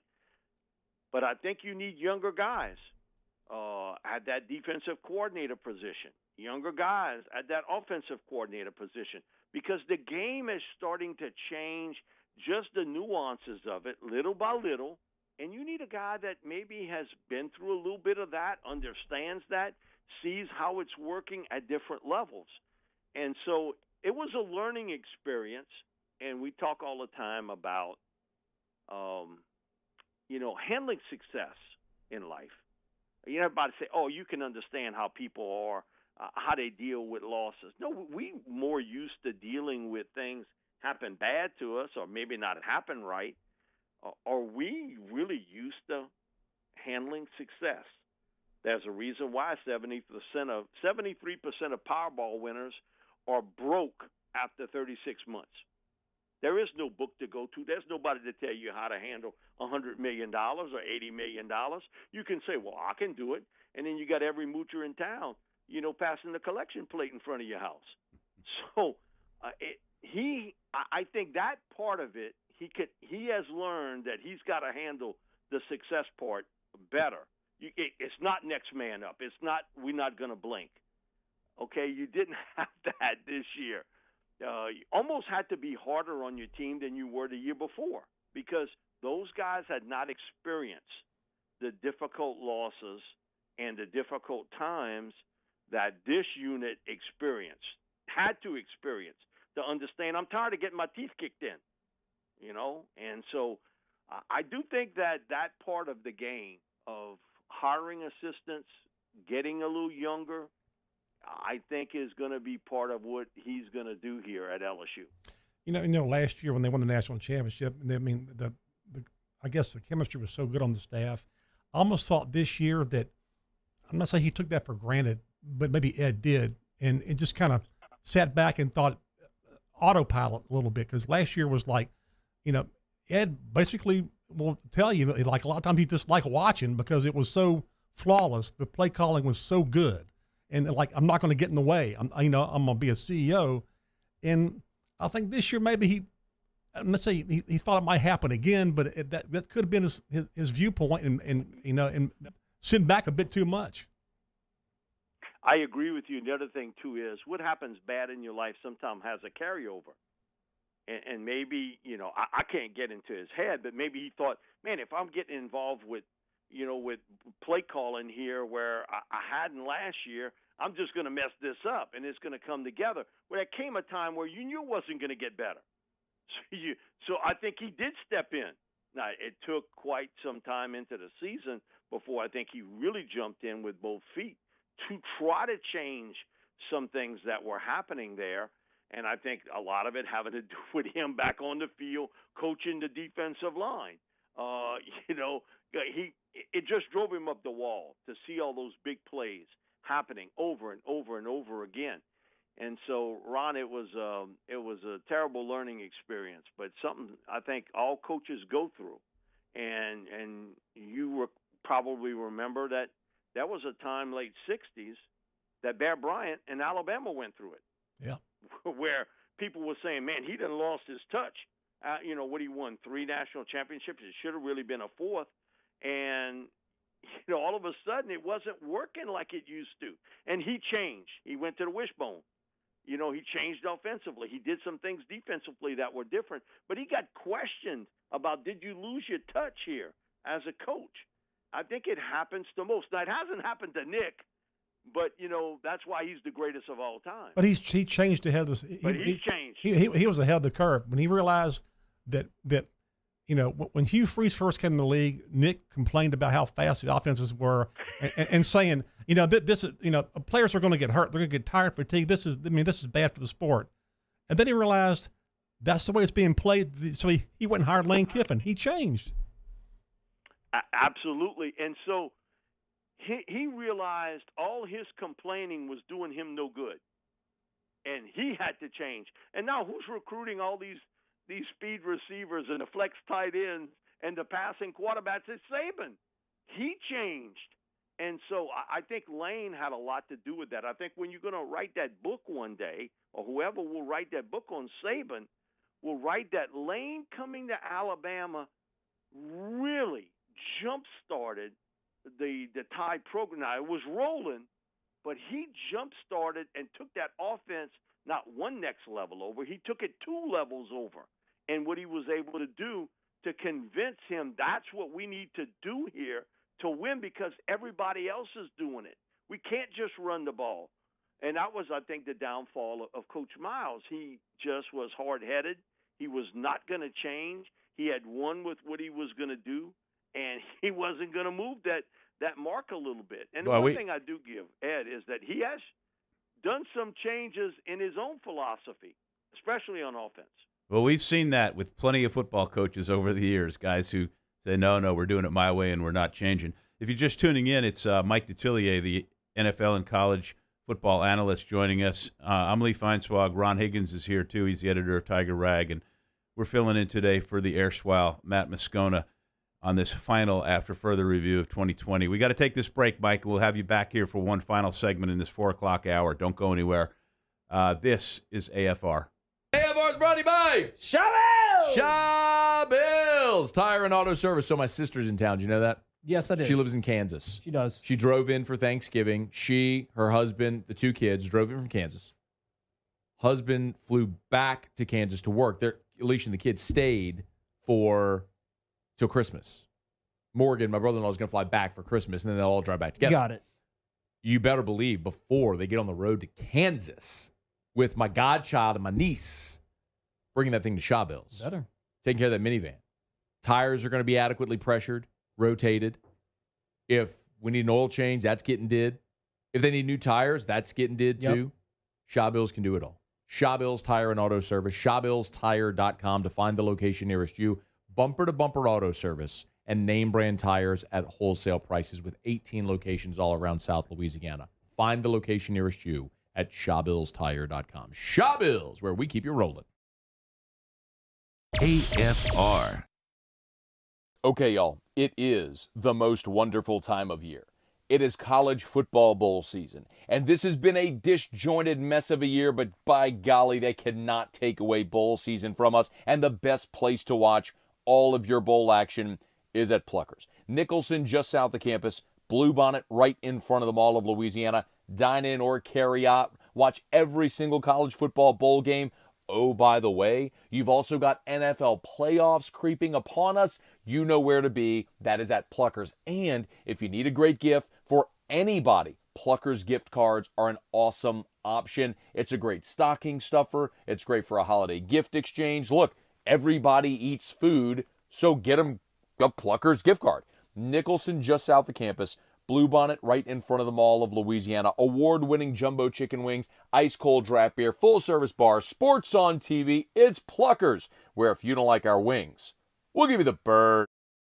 Toyotathon is happening right now at Corval Toyota in Opelousas.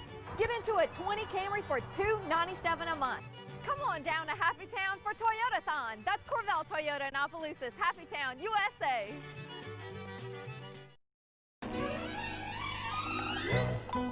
Le posso offrire un caffè? Le posso offrire un caffè? Andiamo insieme da me, non c'è. Call Mr. Electric today for electrical repairs, upgrades, and installations. ServiceMaster Elite create clean, disinfected work environments. As a local business, we take pride in serving the New Orleans and Baton Rouge areas. Our cleaning protocols follow CDC and OSHA standards for healthcare settings, offices, senior living, restaurants, and industrial plants. Contact ServiceMaster Elite to get your operation ready for reopening with germ disinfection cleaning. ServiceMaster Elite, the trusted choice in professional cleaning since 1996. $14,000 off MSRP on a new 2020 Ford Expedition Xlt. All new Bayou Ford vehicles come with a 1 million mile powertrain warranty, and with Bayou to You, free delivery right to your door. The crew at Bayou Ford is going to do right by you. Gulf Coast Bank and Trust is giving our customers the power to bank anywhere, anytime during this challenging event. And we're right there with you. Our mobile banking app is a smart way to manage your money and time. Gulf Coast Bank and Trust, the bank that cares about you. Are you a licensed contractor? There's lots of good contractors in Louisiana doing work the right way, but unfortunately, too many unlicensed contractors are working outside the licensing requirements. Working as a contractor in Louisiana requires a license for the company doing the work. The Louisiana State Licensing Board for Contractors wants to help you get licensed to allow you to conduct work legally. It's not difficult to get the license. We can help you. Go to lacontractor.org for more information. Licensed contractors, it's the law. To all of our heroes working on the front lines of this COVID-19 pandemic, your bravery and selflessness represent the very best of us, and we want to say thank you. I'm asking everyone around the state to join me in celebrating the heroism of our healthcare professionals on the 19th of every month at 1900 hours, that's 7 p.m. Write a note of appreciation, make plans to donate to charitable organizations, or say a prayer. To learn more, visit 19thanks.org. Thank you, and God bless. If I built a van, it would do more than haul. It would carry my entire business. I'd make it available in dozens.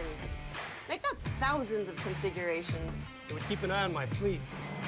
And an eye out for danger. If I built a van, I'd make it available in diesel and gas. And I'd build it right here in South Carolina. Introducing the all-new Sprinter, starting at $33,790. Built in the USA. Mercedes-Benz.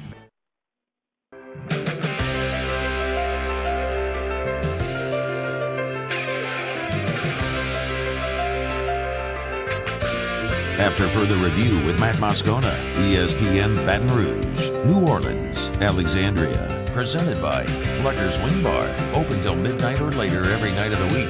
Where every Monday is all-you-can-eat wings. Plucker's Wing Bar. If you don't like our wings, we'll give you the bird. Our weekly Talk with Mike Detillier is brought to you by the one and only New Orleans original, Cesarac Rye Whiskey. We're back on AFR. Ron Higgins, he's the editor of Tiger Rag, is here. I'm Lee Feinswog. I'm the host of Sports 225, among other things. And we've got Mike Detillier, the NFL and college football analyst, on hold patiently. And, Mike, I wanted to ask you about the LSU roster, which this past year had 16 seniors and 12 juniors. And, you know, predominantly the players who made the most in terms of volume and impact were freshmen and sophomores. And, you know, certainly coming off that championship year last year where you lost so many guys, that's a unique situation on one hand. But on the other, is this what we're going to see on major college football rosters forever? The answer is yes. And, you know, people upset about, you know, guys opting out as a junior. Get used to it. And you can holler and scream about it, but it's not going to change. You're going to have people that won't play their junior seasons or play part of it, and, you know, their team's 1 win, 3 losses. Hey, I'm out. Goodbye. Yeah, what do you think, Mike? What do you think about that? I have questions. I understand somebody saying, all right, I'm not going to play the season because I'm going to prepare for the draft, and I put in my 2 years. I don't want to get hurt.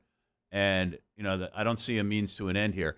But what about what you just said? The guy who goes, oh, well, this season's not going as I planned, so they call it opt out. I say they quit.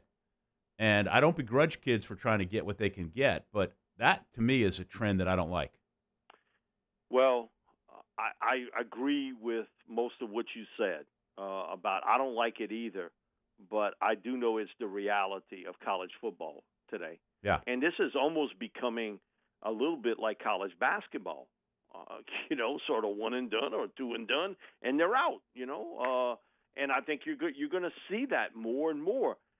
None of us like it, and especially a coach. Man, okay, you counting on that guy, and he's really played well maybe as a sophomore, and, man, he's coming into his own as a junior, and all of a sudden he says, you know what, Coach, man, I'm going to train for the NFL draft. I'm out of here. You know, we 1 win, 2 losses. You know, we're not going anywhere. So, man, you know, can you imagine that of happening 20 years ago or 10 years ago or even 5 years ago? No, but it's part of the world that we better get used to because it's not going away. You can scream and holler about it, and listen, I get it from people on text and emails and call-in shows, but, you know, I tell them, I understand your anger, but it's not going to change. It's just going to get worse. Yeah, no, Mike, I don't begrudge the kid. I just begrudge the kid who quits in the middle of a season like that if he's not unhealthy. But I defer to Ron Higgins, who's been scribbling more again. In the break. You know, the thing that always cracks me up, Mike, was when guys quit or whatever. You see, you know, people will say, "Well, you know, if he quits now, I mean, you think the NFL is going to really get him? He's always been a quitter." Look, the NFL loves it. They couldn't care less. They couldn't care less. They're like, "Great, we're getting an undamaged product. Great." You know, we've seen him play. We know he can play. He doesn't do anymore. We get him healthy. Great. That always cracks me up because Ron, they don't understand the NFL. They're looking at it from their point of view. You know, okay, this would be like, has anybody out there listening have left a job to go to another job? All of us have. We already told the story about me and Ron. for different reasons. Right. You might have been closer to your home. It might have been for money. It might have been the fact that you and the boss or people you work with maybe don't see eye to eye, whatever. Bingo. We've all done that before. So why are you screaming about a 20-year-old kid quitting? Okay? And for Ed, he's in that situation. I knew what happened when he went to LSU. Okay? He started there. He lasted less than 3 weeks. Yeah, he got a little homesick, but you know what the part was with Ed? You ain't never been a bench warmer in his life. He had always been, since he was 15 years old, he was a man at that time. Yeah. He wasn't no backup. And so you see a lot of different reasons why. Guys, that's not going to change. But for people to be so hypocritical of a young guy that leaves a team or transfers or goes somewhere else when they've done that themselves. Oh, I transferred in college, Mike. Syracuse's loss was Southern Illinois' game, No, and I, like I said, I don't begrudge the kids anything. I think they should get what they should get. All I was bringing up was a particular instance of the midseason. Yeah, that's it. But anyway, Ron, what you got? Real quick about the coordinators.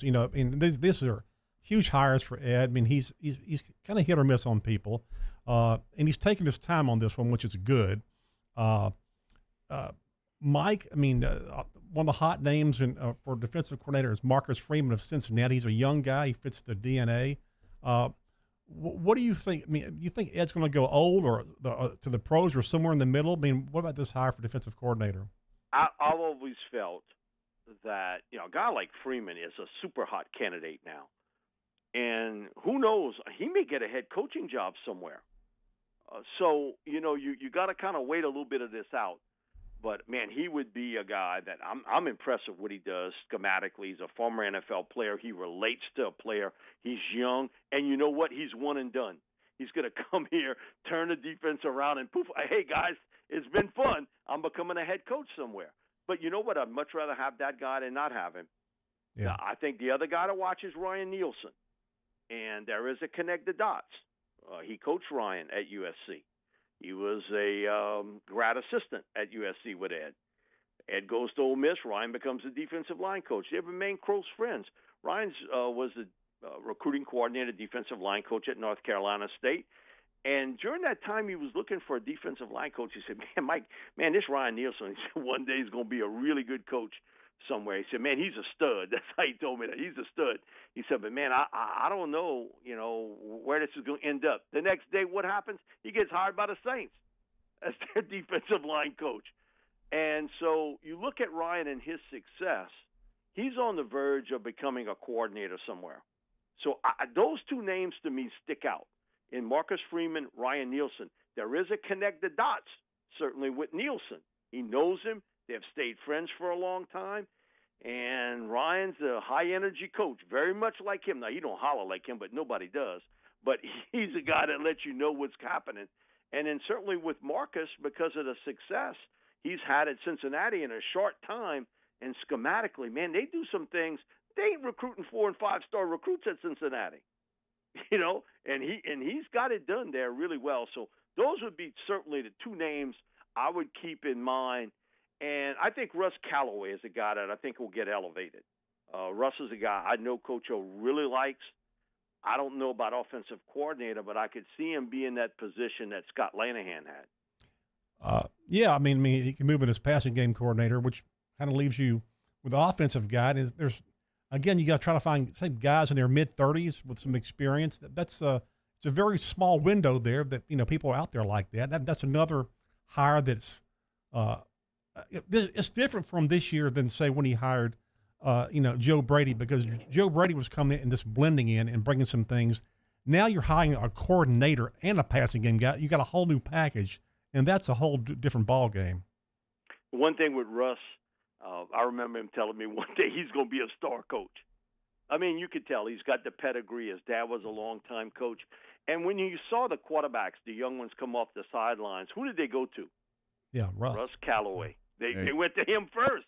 Man, I want a relationship because he's the most important player on the team, that quarterback, to have that with that maybe not necessarily the coordinator because he's got to work it in the booth, but the guy on that sidelines that can tell him, hey, listen, you missed on this, and to have a good relationship with him, and he's not that much older than you.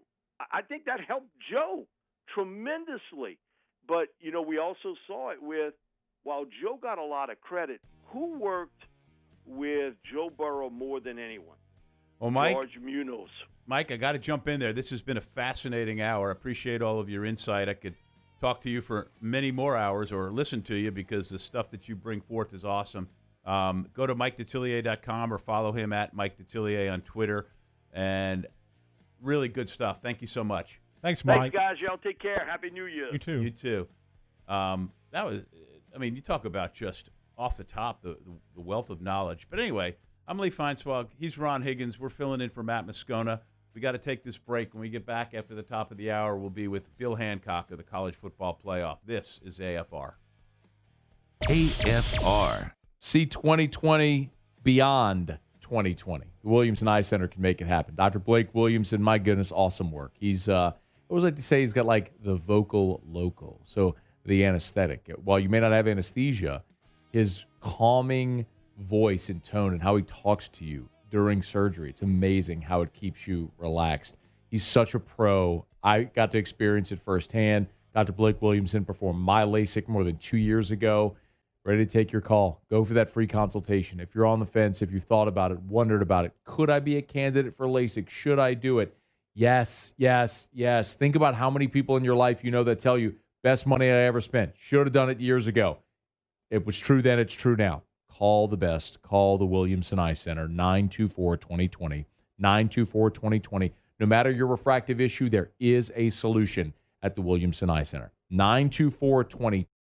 $14,000 off MSRP on a new 2020 Ford Expedition Xlt. All new Bayou Ford vehicles come with a 1 million mile powertrain warranty. And with Bayou to You, free delivery right to your door. The crew at Bayou Ford is going to do right by you. Gulf Coast Bank and Trust is a local bank with a straightforward philosophy. It's about doing the right thing for our customers. Participating in our community with annual local fundraisers. Offering individual attention in a modern banking atmosphere with a trusted local company. Gulf Coast Bank invested in technology with a local touch, giving our customers the power to bank anywhere, anytime. We're building relationships through personal service as the bank that cares about you. Gulf Coast Bank and Trust, the bank that cares about you. This is a house call. This is a follow-up appointment. This is a diabetes checkup. This isn't just more convenient care, it's more advanced care. This is innovating healthcare at Louisiana's #1 hospital, Ochsner. I've been doing business with Luba for 25 years. They're dependable, trustworthy. It's just the attention to detail with our clients. Our folks have years and years of experience. They're highly trained professionals, but many companies have that asset. What I'd like to think makes Luba a bit different is that we use those talents in a way that truly is dedicated to serving the needs of the folks who depend on us. Gulf Coast Office Products is a nationally recognized Savin office equipment dealer based right here in Louisiana. Over 100 employees strong, Gulf Coast has the boots on the ground to support all vertical markets from education, engineering, legal, and finance. With the latest in office technology from desktop to production segment units, Gulf Coast and Savin have the perfect fit for you. Call 225-756-2644. That's 756-2644 for Gulf Coast Office Products. If I built a van, it would do more than haul. It would carry my entire business. I'd make it available in dozens. Make that thousands of configurations. It would keep an eye on my fleet. And an eye out for danger. If I built a van, I'd make it available in diesel and gas. And I'd build it right here in South Carolina. Introducing the all-new Sprinter, starting at $33,790. Built in the USA. Mercedes-Benz. Vans. Born to run. Have you been issued a ticket for texting, speeding, or other traffic violations? Have you made a mistake? We all have. You're not a bad person. Call the law offices of O.C. Brown at 225-343-1111 or connect with us online at ocbrown.com.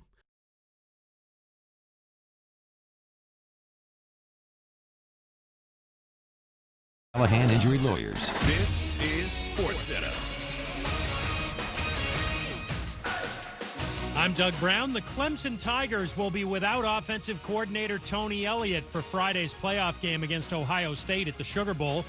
It's expected Coach Dabo Swinney will announce tomorrow who will call plays for the Tigers. Coastal Carolina head coach Jamie Chadwell is the AP Coach of the Year. The Chanticleers were 11-1 with their only loss coming against Liberty in the Cure Bowl. Tom Allen of Indiana finished second in the voting. The Dolphins play the Bills Sunday, and they're in the playoffs with a win.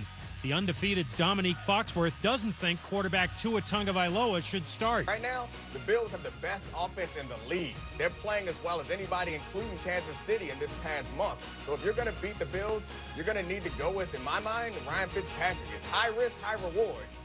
The Dolphins could also get in the playoffs with some help. Miami linebacker Elandon Roberts expected to miss the rest of the season with a significant knee injury. Cardinals quarterback Kyler Murray says he'll play in Sunday's game against the Rams in spite of a right leg injury. If the Cards win, they're in the postseason. Hey, this is Keyshawn Johnson, wishing you a happy and safe holiday season full of good food and family. Thank you for listening to Keyshawn, J. Will, and Zubin this past year and also in 2021.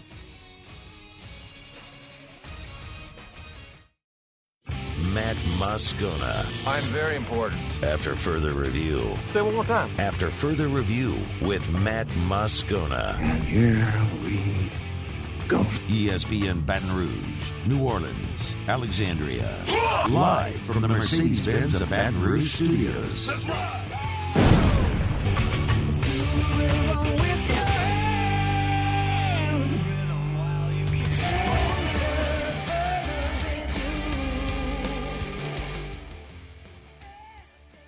All right, we're back. It's After Further Review. I'm Lee Feinswog, the host of Sports 225 and the editor of Volleyball Magazine, volleyballmag.com. And I'm with Ron Higgins, the editor of TigerRag.com, the man we call Mad Dog and the dean of SEC sports writers. This has been actually more fun than I thought it would be today, all the people we've talked to and hanging out with you. I know it'd be good. When we always get together, it's always a natural patter, as they say. Yeah, we among our guests so far, we've talked to, the last hour, Mike Detillier, all about a lot of LSU stuff, good stuff. Early on in the show, talked to Steve Berkowitz from USA Today about the finances of NCAA, a lot of college football stuff. And John Brady. And, of course, before that, John Brady, the former LSU basketball coach, is an analyst for LSU Basketball Radio. And we've got lined up Bill Hancock from the College Football Playoff. So before I introduce my old friend who's in the suburbs of Kansas City, I'll tell you back in the late 70s, I was a sports editor of a chain of weekly papers in the Kansas City area. And I would get pretty fired up writing under a pseudonym and covering for the Olathe Daily News, a Kansas City Royals games. I got $12, and I was pretty fired up. Got to cover the Kings, and Cotton Fitzsimmons was the coach. It was so much fun. But we used to have a softball game, and among the guys who played in this game, Rick Goslin, who went on to become one of the great NFL writers for the Dallas Morning News, Steve Richardson, head of the Football Writers Association, and Ron Higgins here is a former president of Football Writers Association, Tom Chattel, the columnist up in Omaha, Dennis Dodd was a youngster who popped in a little bit, of course, a college football guy from CBS Sports. Even me, once in a while, they let me crack the party. Bill McAtee, who went on to NBC and do really well, and a guy who worked for the Big Eight, who is the pride of Hobart, Oklahoma, the nicest man in all of sports, Bill Hancock. Now, how's that for an intro? That's pretty good, Lee. I think you were the best player in the league, which is really faint praise. Well, that would be, in some ways, I could have been like being called the tallest midget, but, it was fun. It was, when you think back to how all those guys progressed, and I left out some of them too. At the same time, remember there was a third-string PR director for the Kansas City Royals named Rush Limbaugh, but we didn't invite him to the softball games. But Bill is the executive director of the College Football Playoff, which, Bill, you must be living just every moment on pins and needles this season. Is that fair to say? my goodness, what a season it has been. And Lee, my overriding emotion is that we are here. We have made it to the postseason. And it's just the most wonderful thing to be in this position. It really is. I know talking to Greg Sankey the other day, I mean, the fact that, they played all but 2 games this year is pretty amazing. For everybody to get this far and actually have a playoff. When 2 months ago, you really didn't know. You're just hoping that you take it week to week. That's exactly right. Exactly right. And we made it. And through a lot of diligent work by people on campus, players wanted to play. One of the great things that has happened is how happy so many players are that they got an opportunity to have their season. And let me just give you a little analogy. My grandson is a wonderful high school musician, high school singer. He's really probably the best male singer in his school. And musical productions are a big deal in his school, and he was so much looking forward to those. He's a senior, and they didn't get to have them.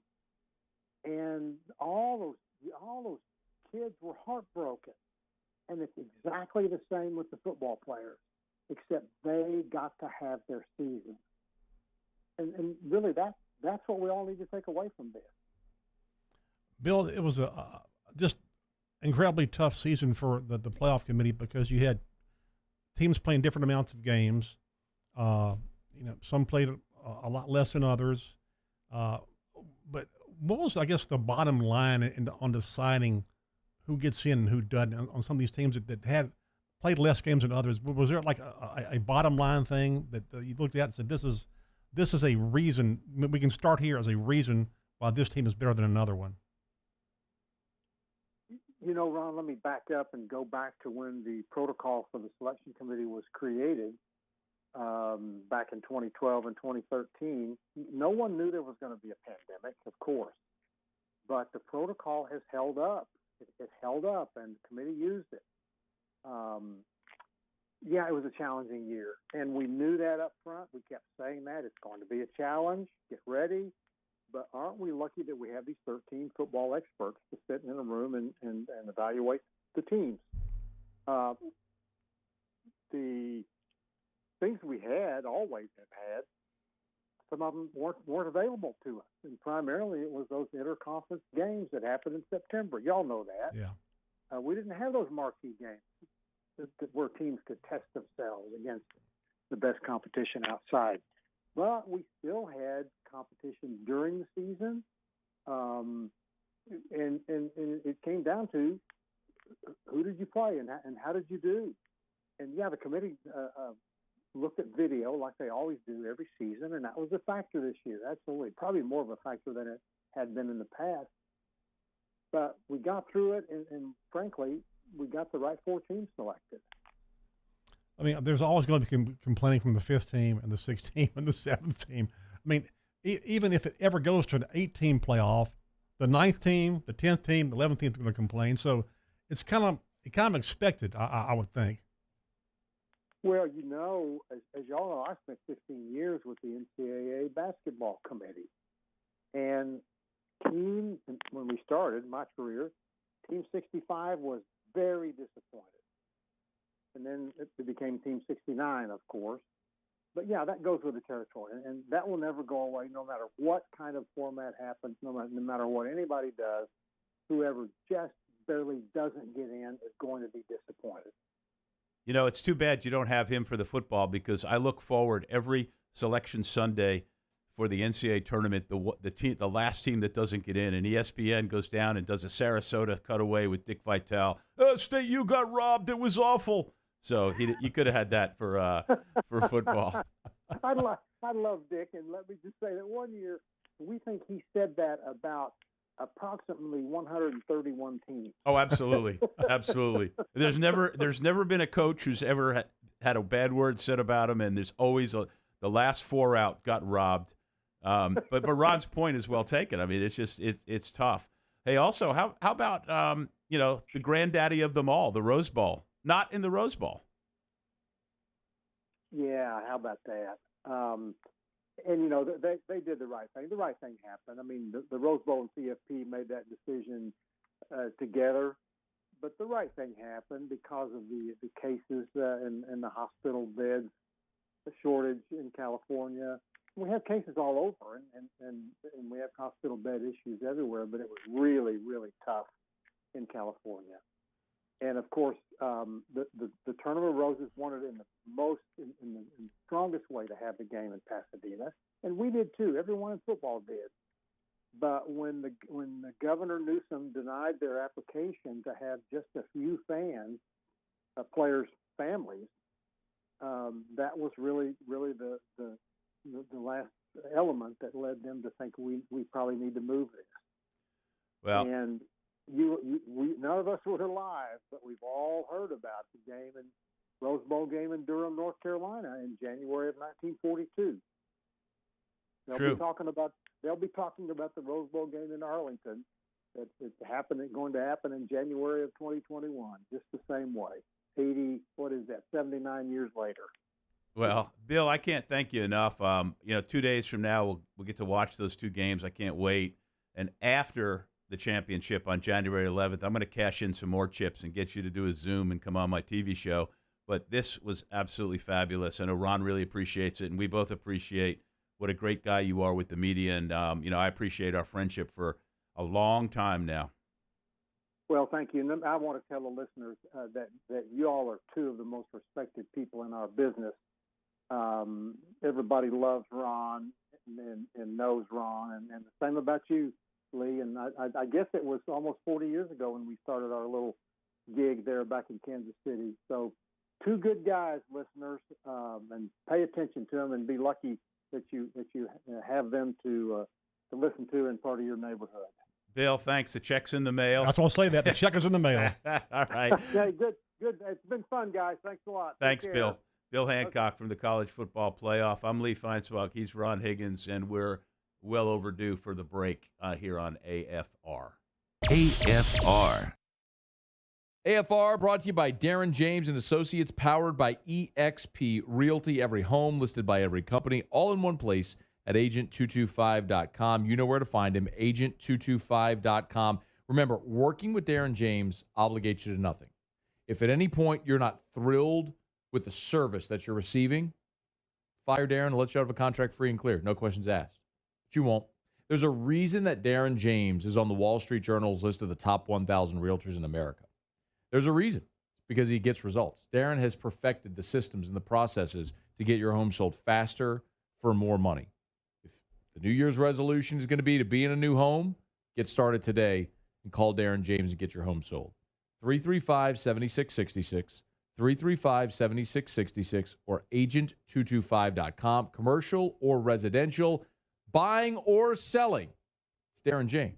And remember, At All-Star Toyota, you get it all.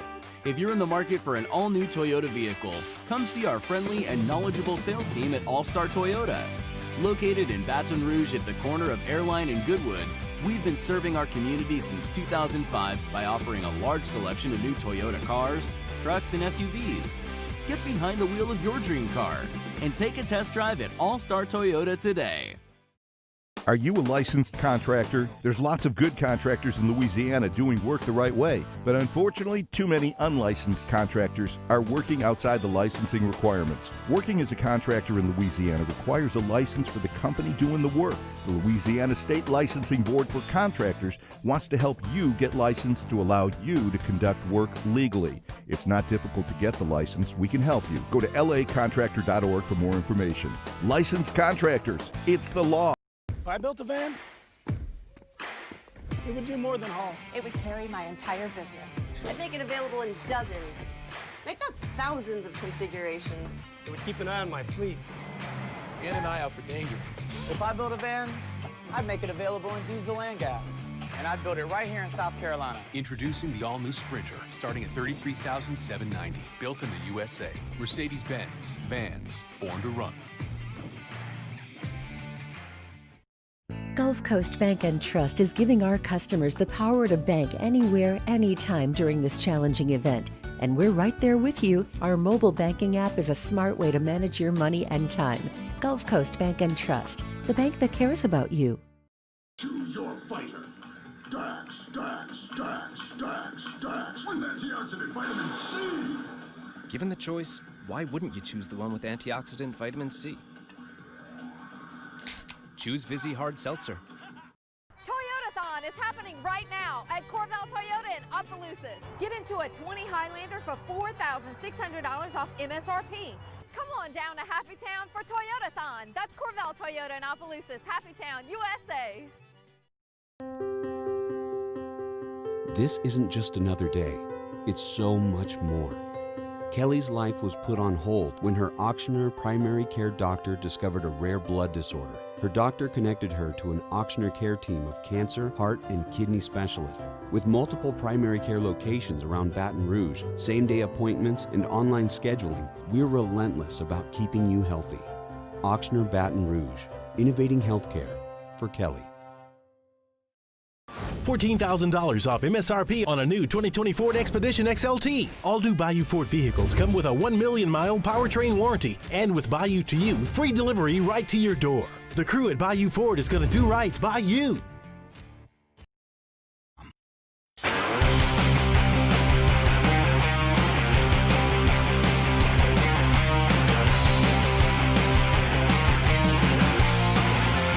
After further review with Matt Moscona, ESPN Baton Rouge, New Orleans, Alexandria. Presented by Plucker's Wing Bar. Open till midnight or later every night of the week, where every Monday is all-you-can-eat wings. Plucker's Wing Bar. If you don't like our wings, we'll give you the bird.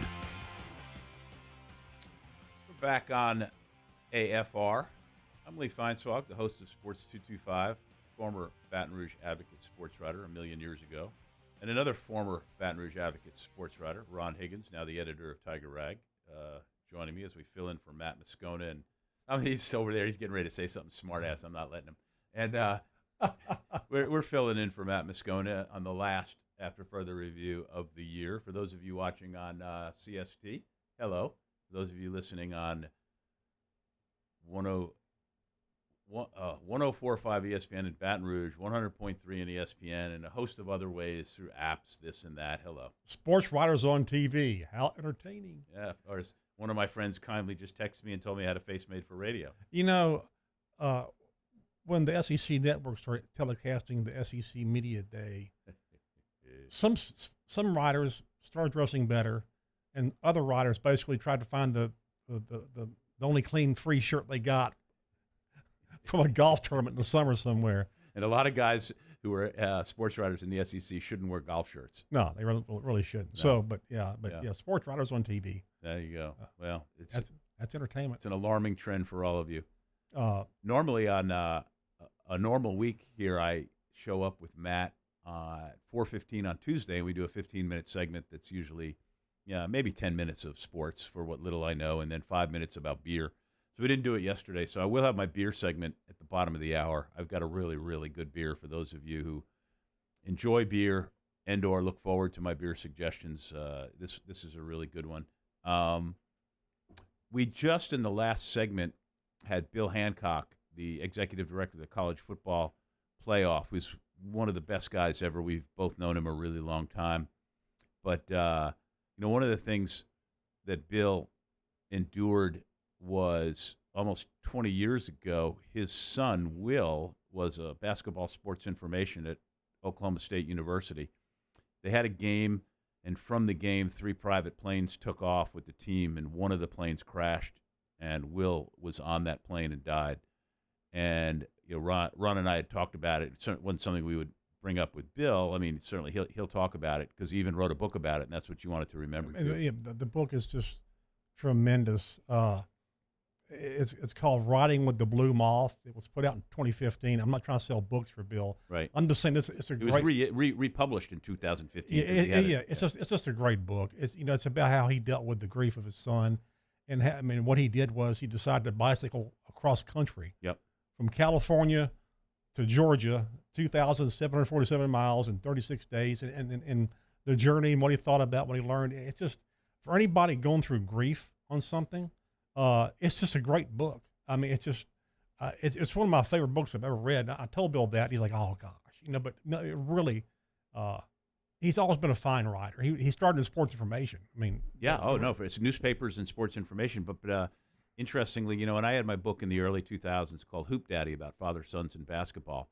I went to Oklahoma State University, and as it turned out, there wasn't there were peripheral anecdotes and things to go along with it. I mostly went for the Suttons. Eddie Sutton was the head coach at Oklahoma State, and his son Sean was on his staff, had been with him, at Ole Miss before that, and of course Eddie coached at Arkansas too. I think this is true. At the time, was the only person to bring two teams to a Final Four, but and then his other son coached at Oral Roberts, was the basketball coach there. So they were a big chapter, but there was a memorial at Oklahoma State, for Will Hancock and the others who perished in that plane crash. It was just horrible.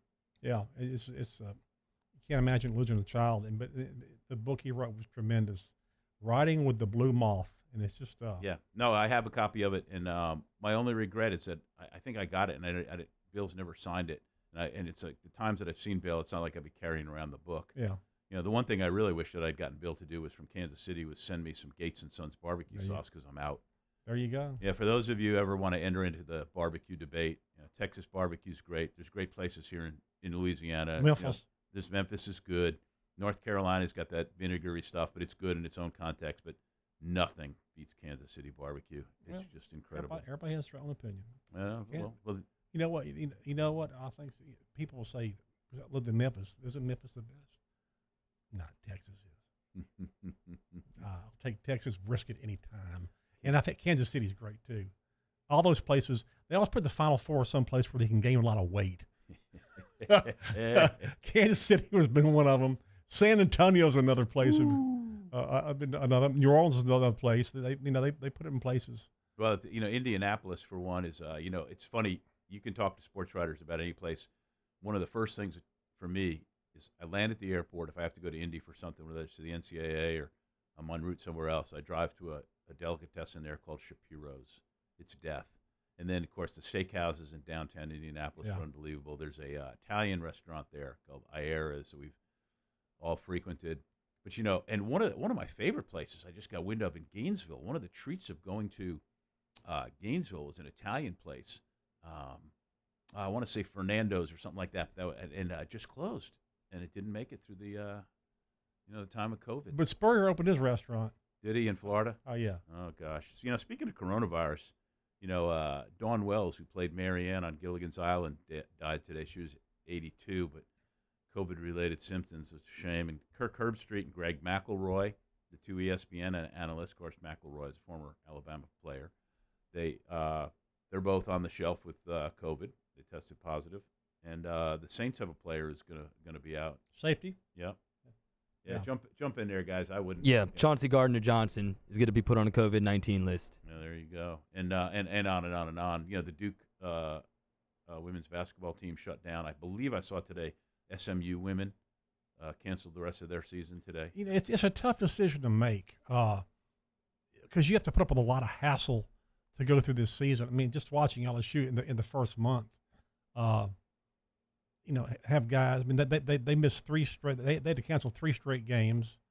Will Wade is booking teams like a guy trying to get a lunchtime game at the Y.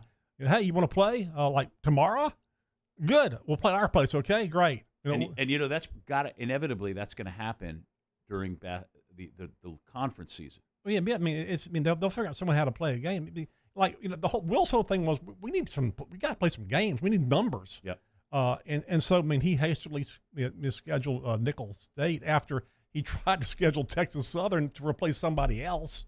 And, it's like he had to get a replacement team for the replacement team. It's kind of how it is. I mean, I know I think South Carolina, Kentucky already canceled their first SEC game, which was supposed to be last night. Kentucky probably needs to cancel the first month of the season when they played. The people I have to give a lot of credit to is the athletic training staffs and medical staffs at the universities, not only because of the high volume of testing, but being transparent and imposing their will. Because there's probably been times, especially with contact tracing, where you probably had coaches who said, we can get no. And from top to bottom, I think that those people deserve a ton of credit. And you also have to give credit to the schools that barely had enough players and went and played the game. Yeah. Like Arkansas against LSU. Yeah. I mean, like maybe had one over the minimum to play, and they played, almost won the game. LSU went to Florida with 54 scholarship players available. Yeah. And so in this season of, it wasn't the most ideal football season. There were a lot of lessons learned the hard way. I mean, you found out more about yourself probably as a player and a coach than you ever did before, because from week to week you didn't know if you're going to play, and you get as an athlete and as a coach, as Mike Today said, you get in a rhythm. Yep. And one thing we've had since March is no rhythm. All right, we got to take a break. It's like watching Dan Mullen dance. No rhythm.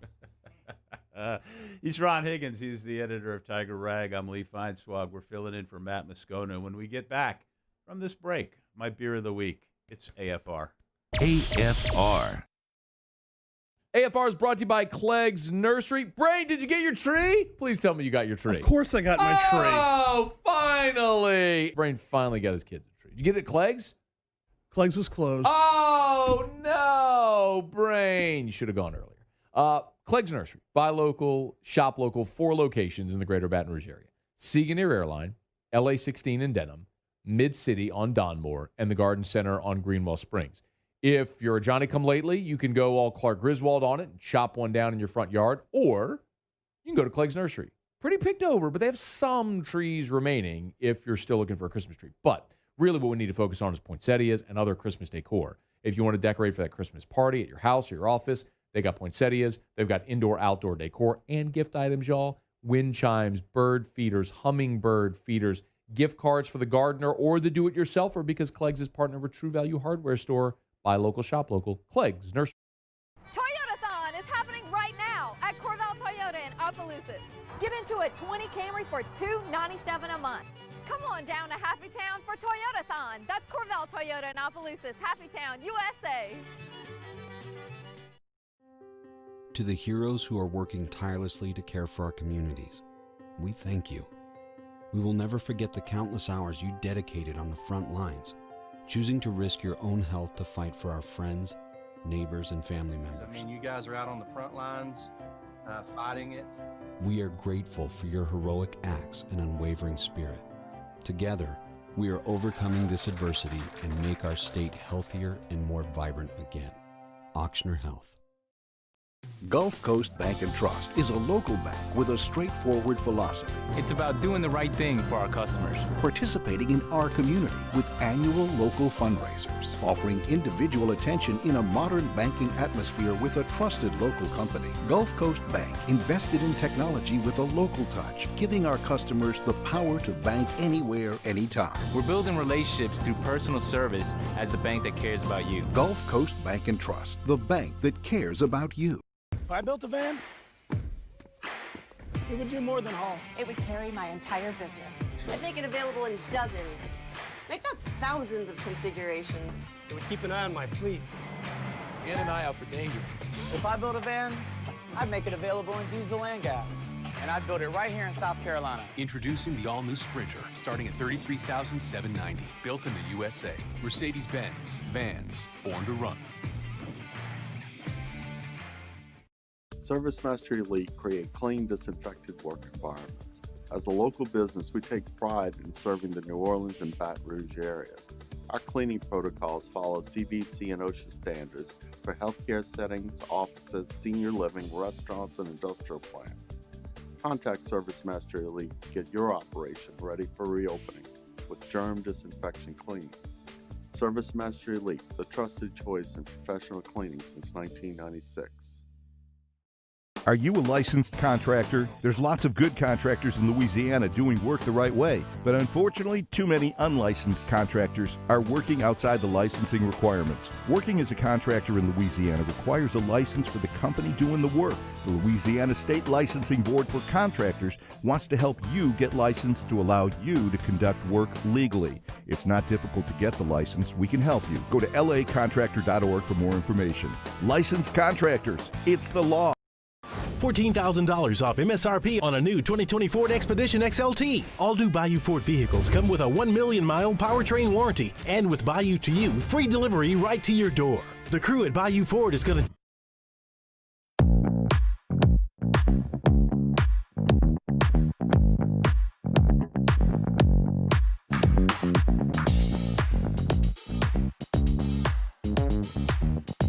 After further review with Matt Moscona, ESPN Baton Rouge, New Orleans, Alexandria. Presented by Plucker's Wing Bar. Open till midnight or later every night of the week, where every Monday is all-you-can-eat wings. Plucker's Wing Bar. If you don't like our wings, we'll give you the bird.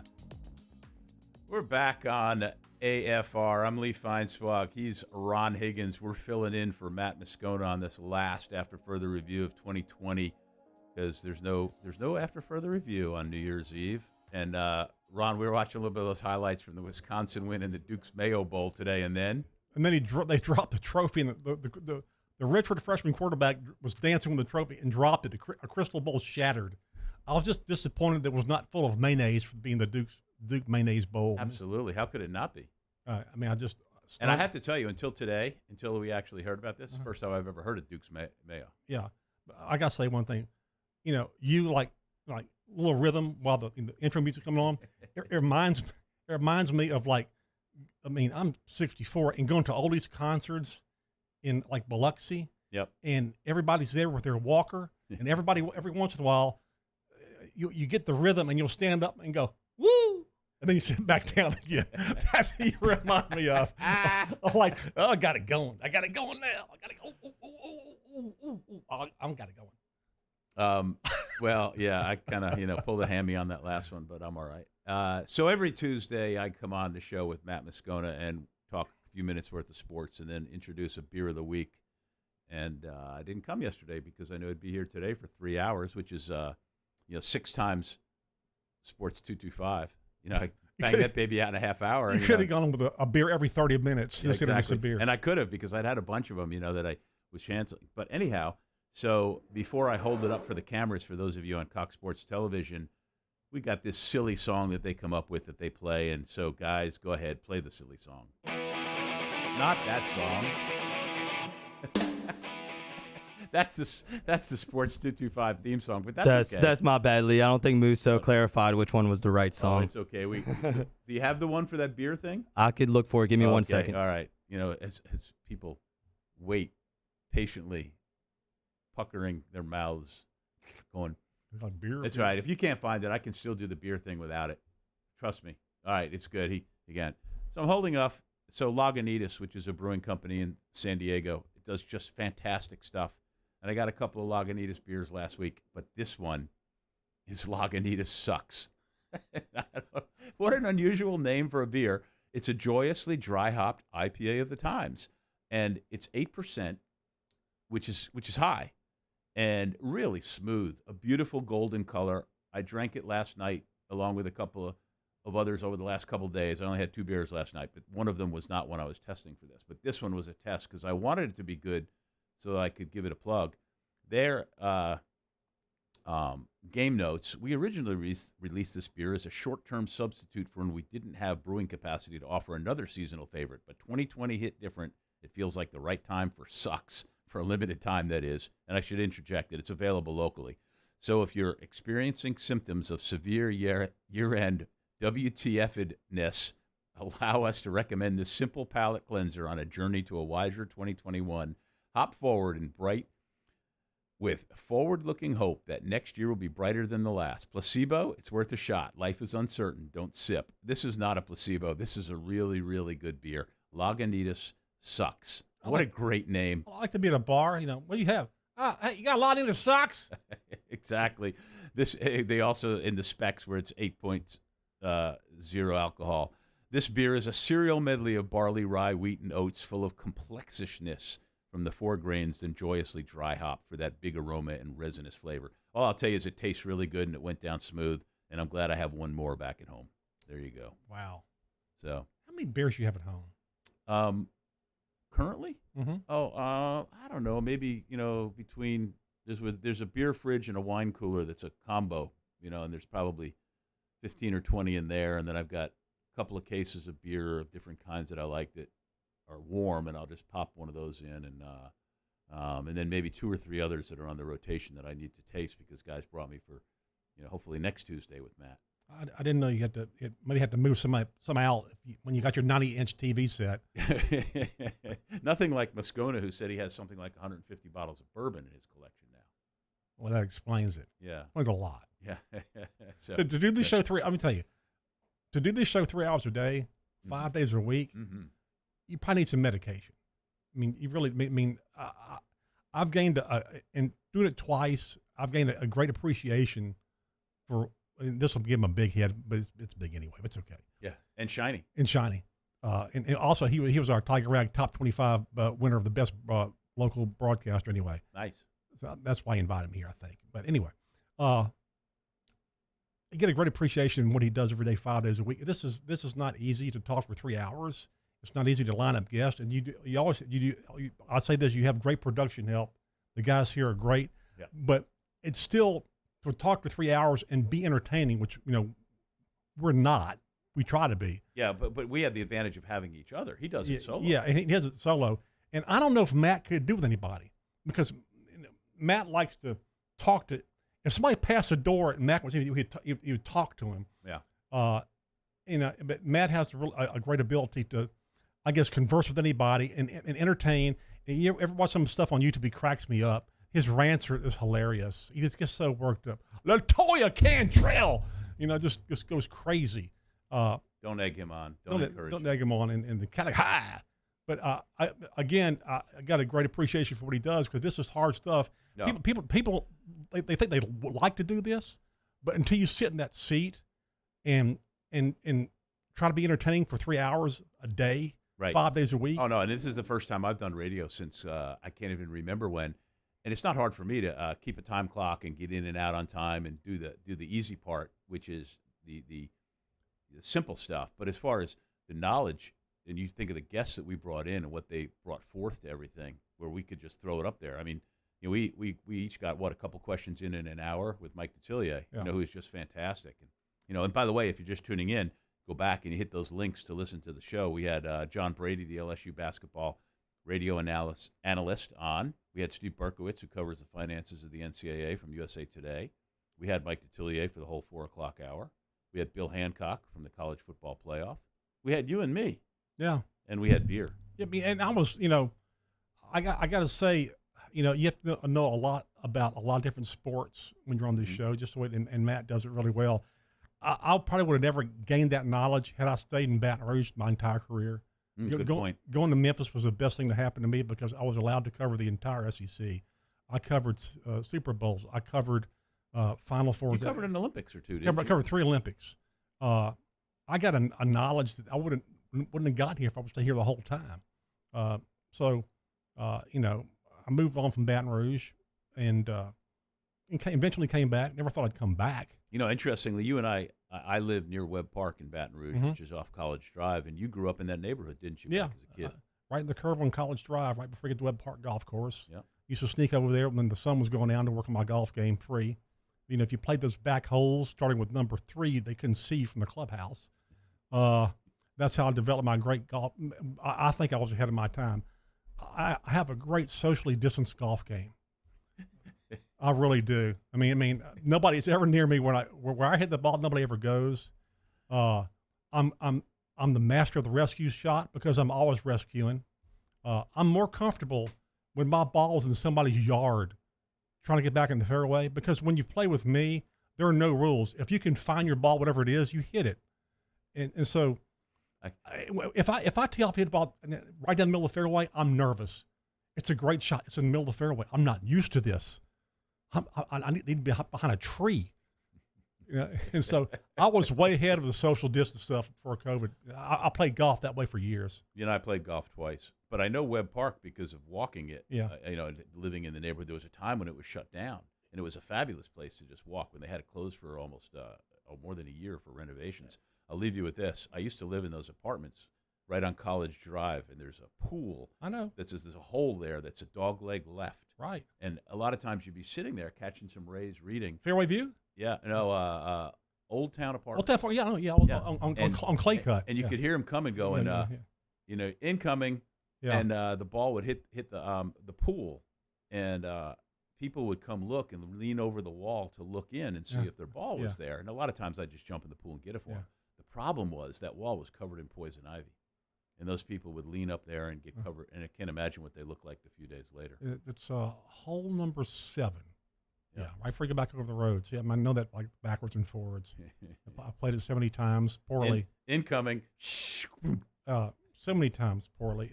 But I didn't play golf for 50 years. And I came back. I took a 50-year break. I came back. I was better. Your game probably didn't suffer at all. I was more calm, and I figured out to buy cheap golf clubs. I have a set that I play with, and I buy 3 or 4 golf clubs at a garage sales. So when I get mad, I can break those over my knees and not my good clubs. There's a theory. I know people think it's wrong, but it works. I played the first time I played I shot an 87, and that's true. I just didn't play the back 9. He's Ron Higgins. I'm Lee Feinswog. We'll be back for one last segment on AFR. Let me remind you about South Point Volkswagen, southpointvw.com. New and certified pre-owned in Baton Rouge and online at southpointvw.com. Maybe part of your New Year's resolution is a new vehicle. Maybe if you don't get what you want for Christmas, you'll buy yourself a vehicle. Get them by South Point Volkswagen. If you've never considered a Volkswagen, put it on your list. Just trust me. I had never driven a Volkswagen until I started endorsing South Point. Said, all right, I want to drive the whole line. I drove every different model they had, and I fell in love. Erica drives an Atlas. That's the 3-row, 7-seater family SUV. I drive a Volkswagen CC. It's a sleek, stylish 4-door sedan.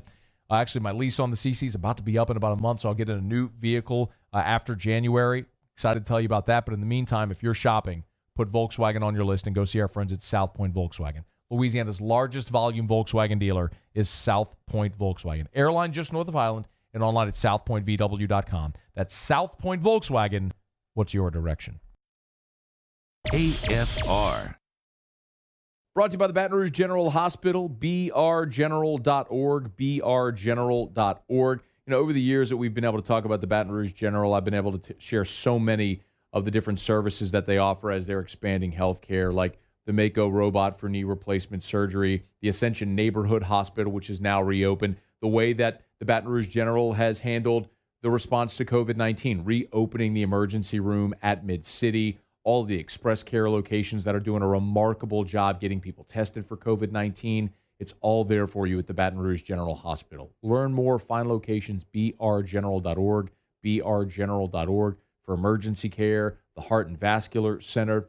They deliver babies at the Baton Rouge General Hospital. Maybe you just need to see a primary care physician if you don't have one or aren't happy with yours. The Baton Rouge General. Of course, cancer care as well. And they are exclusively partnered with the Mayo Clinic Care Network. brgeneral.org. Online, brgeneral.org. Hello. What's up, B? What you doing? Chilling at the office working. You? Hanging at the job site. Chilling. Roof's up. Hey, Greg. Roof up? Roof's up. Roof's up. Roof's up. Roof's up. Roof's up. Roof's up. Roof's up. Beautiful roof every single time. True. True. To all of our heroes working on the front lines of this COVID-19 pandemic, your bravery and selflessness represent the very best of us, and we want to say thank you. I'm asking everyone around the state to join me in celebrating the heroism of our healthcare professionals on the 19th of every month at 1900 hours, that's 7 p.m. Write a note of appreciation, make plans to donate to charitable organizations, or say a prayer. To learn more, visit 19thanks.org. Thank you, and God bless. If I built a van, it would do more than haul. It would carry my entire business. I'd make it available in dozens. Make that thousands of configurations. It would keep an eye on my fleet. And an eye out for danger. If I built a van, I'd make it available in diesel and gas. And I'd build it right here in South Carolina. Introducing the all-new Sprinter, starting at $33,790. Built in the USA. Mercedes-Benz. Vans. Born to run. You may not know about the 4Kids Foundation, but you've probably heard of the Zurich Classic. And the Zurich Classic exists because of 4 kids. But it's what happens after the tournament that really counts. 100% of the proceeds are donated by the 4Kids Foundation to hundreds of local charities, totaling more than $40 million, all to help local children and families in need. 4Kids helps kids through golf, because every child deserves a shot at a brighter future. Gulf Coast Bank and Trust is a local bank with a straightforward philosophy. It's about doing the right thing for our customers. Participating in our community with annual local fundraisers, offering individual attention in a modern banking atmosphere with a trusted local company. Gulf Coast Bank invested in technology with a local touch, giving our customers the power to bank anywhere, anytime. We're building relationships through personal service as the bank that cares about you. Gulf Coast Bank and Trust, the bank that cares about you. This is a house call. This is a follow-up appointment. This is a diabetes checkup. This isn't just more convenient care, it's more advanced care. This is innovating healthcare at Louisiana's #1 hospital.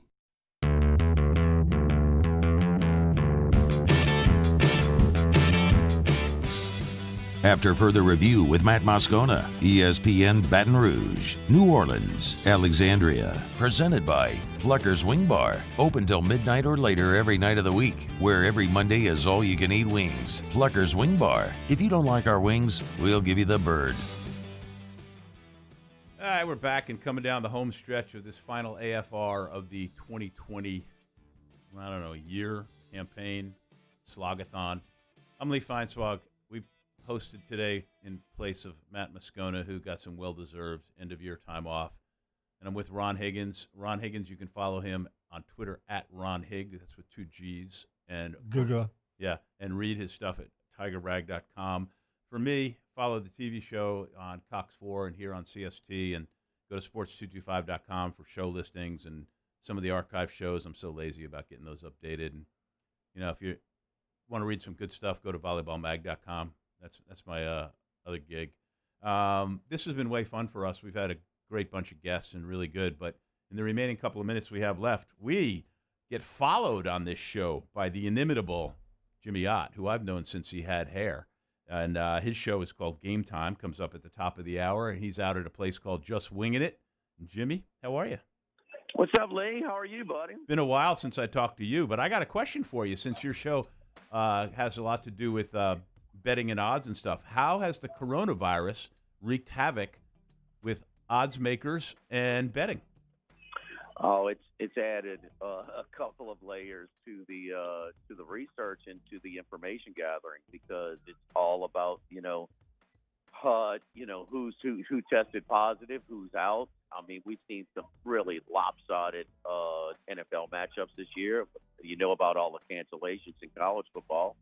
And, even last night, and then it didn't come to play. But, for instance, Rutgers is a very good team. They were going to go to the tournament for the first time in a long time. They were out. I think it's Ron Harper Jr. He's averaging 23 points a game. He tested positive, but they still won. But the line kept going down. We're like, why is it going down? So this year, when we're seeing some drastic line movements, you do some research. It has to do with it. Another example, Temple and Tulane were playing 11 a.m. kick down in New Orleans in football this year. And the line went from basically pick 'em to Tulane 6. Well, then you saw that they kept 18 players at home and things like that. So it's just the people who are getting the information the quickest, because basically the sports books cannot keep up with everything. The information you can really grab some real value. How about tonight? A good game. That's a good game. Ooh, that's a good game. How about tonight when Florida's a 3.5-point favorite, but it's not the COVID, but it's all the opt-outs. Yeah, all the receivers. Yeah. The tight end and Pitts. The first team All-American tight end. The next top 3 receivers, including Tony. A couple of DBs. They're pretty good there. And that thing is going down to 8.5, Oklahoma. So that thing has flipped 12 points. It's flipped 12 points. So it is added to the headache, Lee, if you want to say that. but it's just another layer of trying to gather information. So tonight is this. I was really looking forward to it. Be honest, there were some good matchups in the bowl games outside of the college football playoff, and this was going to be one of them. And all of a sudden, it's not. And so the one thing that you're trying to predict intensity. Who's excited to be here, and opt-outs are kind of one of the reasons. For instance, though, it didn't pan out last night where Colorado had no opt-outs and Texas had 5 captains who sat out. 5 captains. Their starting center as well, and Texas still rolled. All backup quarterbacks are not created equally. When De'Ara King went down, because Perry, he didn't look real good. That was a downgrade. When Sam Ehlinger, a 4-year starter, went out last night, the backup was better. He was better last night. And so Tom Herman now 4-0 in bowl games at Austin, just kind of hanging around after they swung and missed for Urban Meyer. But tonight, I do think that Oklahoma will be excited to play. They are tired of losing to the SEC in postseason. LSU last year before Alabama, a couple of years before that, Georgia. So any SEC opponent, I think they'll be excited to play. Sitting at 8 right now, you can't go crazy. It's just a ridiculous line. So just kind of a little sweat bet tonight, maybe. There you go. Well, we got time for just a little bit here. Ron's got a question, I know. Real quick, the Clemson line go down at all because Tony Elliott's not going to be the coordinator for the game? Did not. I'm looking at 7.5 still, 7 some places. It's kind of rotated back and forth there. That is probably not something that it affects things, but I don't think it's enough to overthrow the game. One of the more high profile games was the first BCS National Championship game when the Tennessee offensive coordinator took another job. I think it was Randy Sanders? Cutcliffe? Was it Sanders stepped in. Yeah, Cutcliffe took the Ole Miss job. Yeah.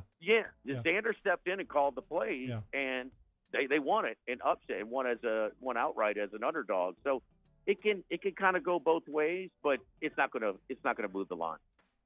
Well, Jimmy, nice to talk to you. I don't know that we've talked in quite a while. I see your face up on the screen there, and get a little powder for the top of that dome.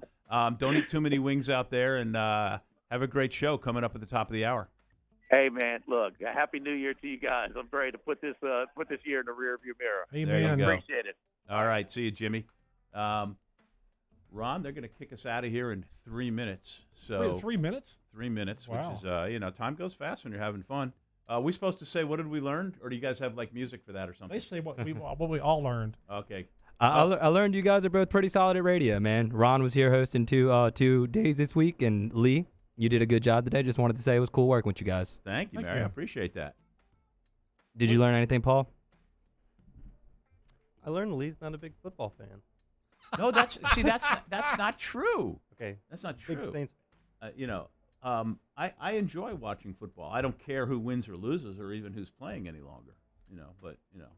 And there are some teams I don't like for various reasons. I'm gonna give Paul something else to learn that he didn't know about me. Okay. Y'all hear about Tom Dempsey's field goal, the Saints, the longest field goal in history? Yes. 63-yarder. My brother and I went to that game. We were young, and he says with about a minute left, "Hey, let's go to our car. Let's go. We need to beat the traffic."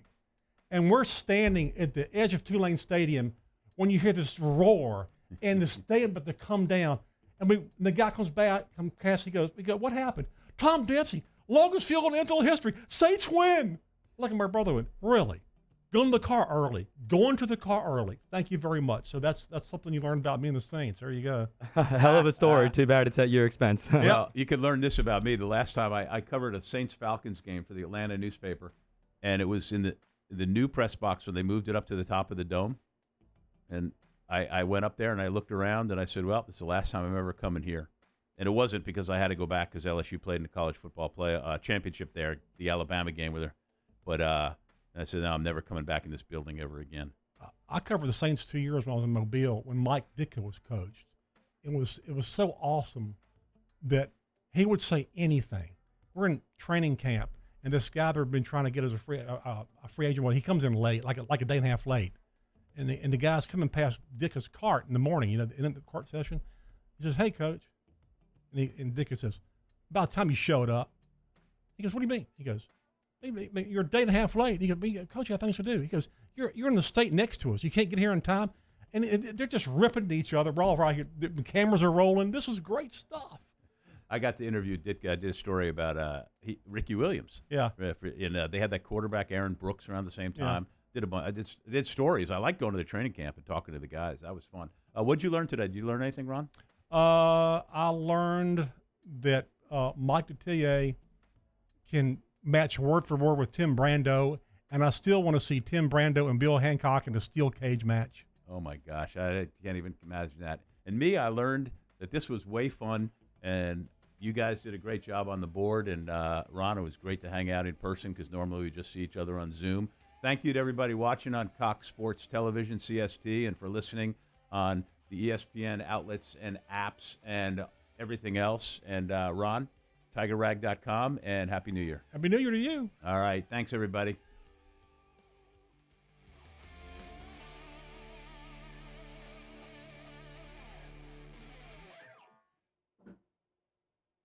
Love telling you about the aesthetic medicine and anti-aging clinics of Louisiana because for me, going on a half decade now, where they've changed the way that I felt. We came home from the hospital with Drew. Gotta run to That catch Jimmy's completely show. It was a zapped me, pleasure. all the stress and fear and anxiety. That takes a physical toll on you, and it did on me. Y'all have a happy Simple New Year. blood test can let you know if you're a candidate for hormone replacement therapy. Our bodies naturally produce hormones that contribute to the way we feel. Enjoyed y'all's And commentary. as we age, every human, this happens story, differently man. at a The different worst rate. time I ever let the For game me, it early was was accelerated because of a life experience. Could be the same for you. Stress ages us. And I remember And they came back and won that hormone replacement therapy has been a huge impact in my life. It's helped me feel younger. It's helped me sleep better at night. It's helped me have motivation to get in the gym. Gotten better results when I do work out. Same can be true for you. Online, theantiagingclinics.com. Blue Bond in Baton Rouge, Ambassador Caffrey in Lafayette, or online at theantiagingclinics.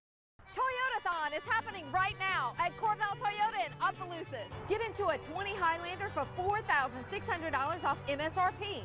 Come on down to Happy Town for Toyotathon. That's Corval Toyota in Opelousas, Happy Town, USA.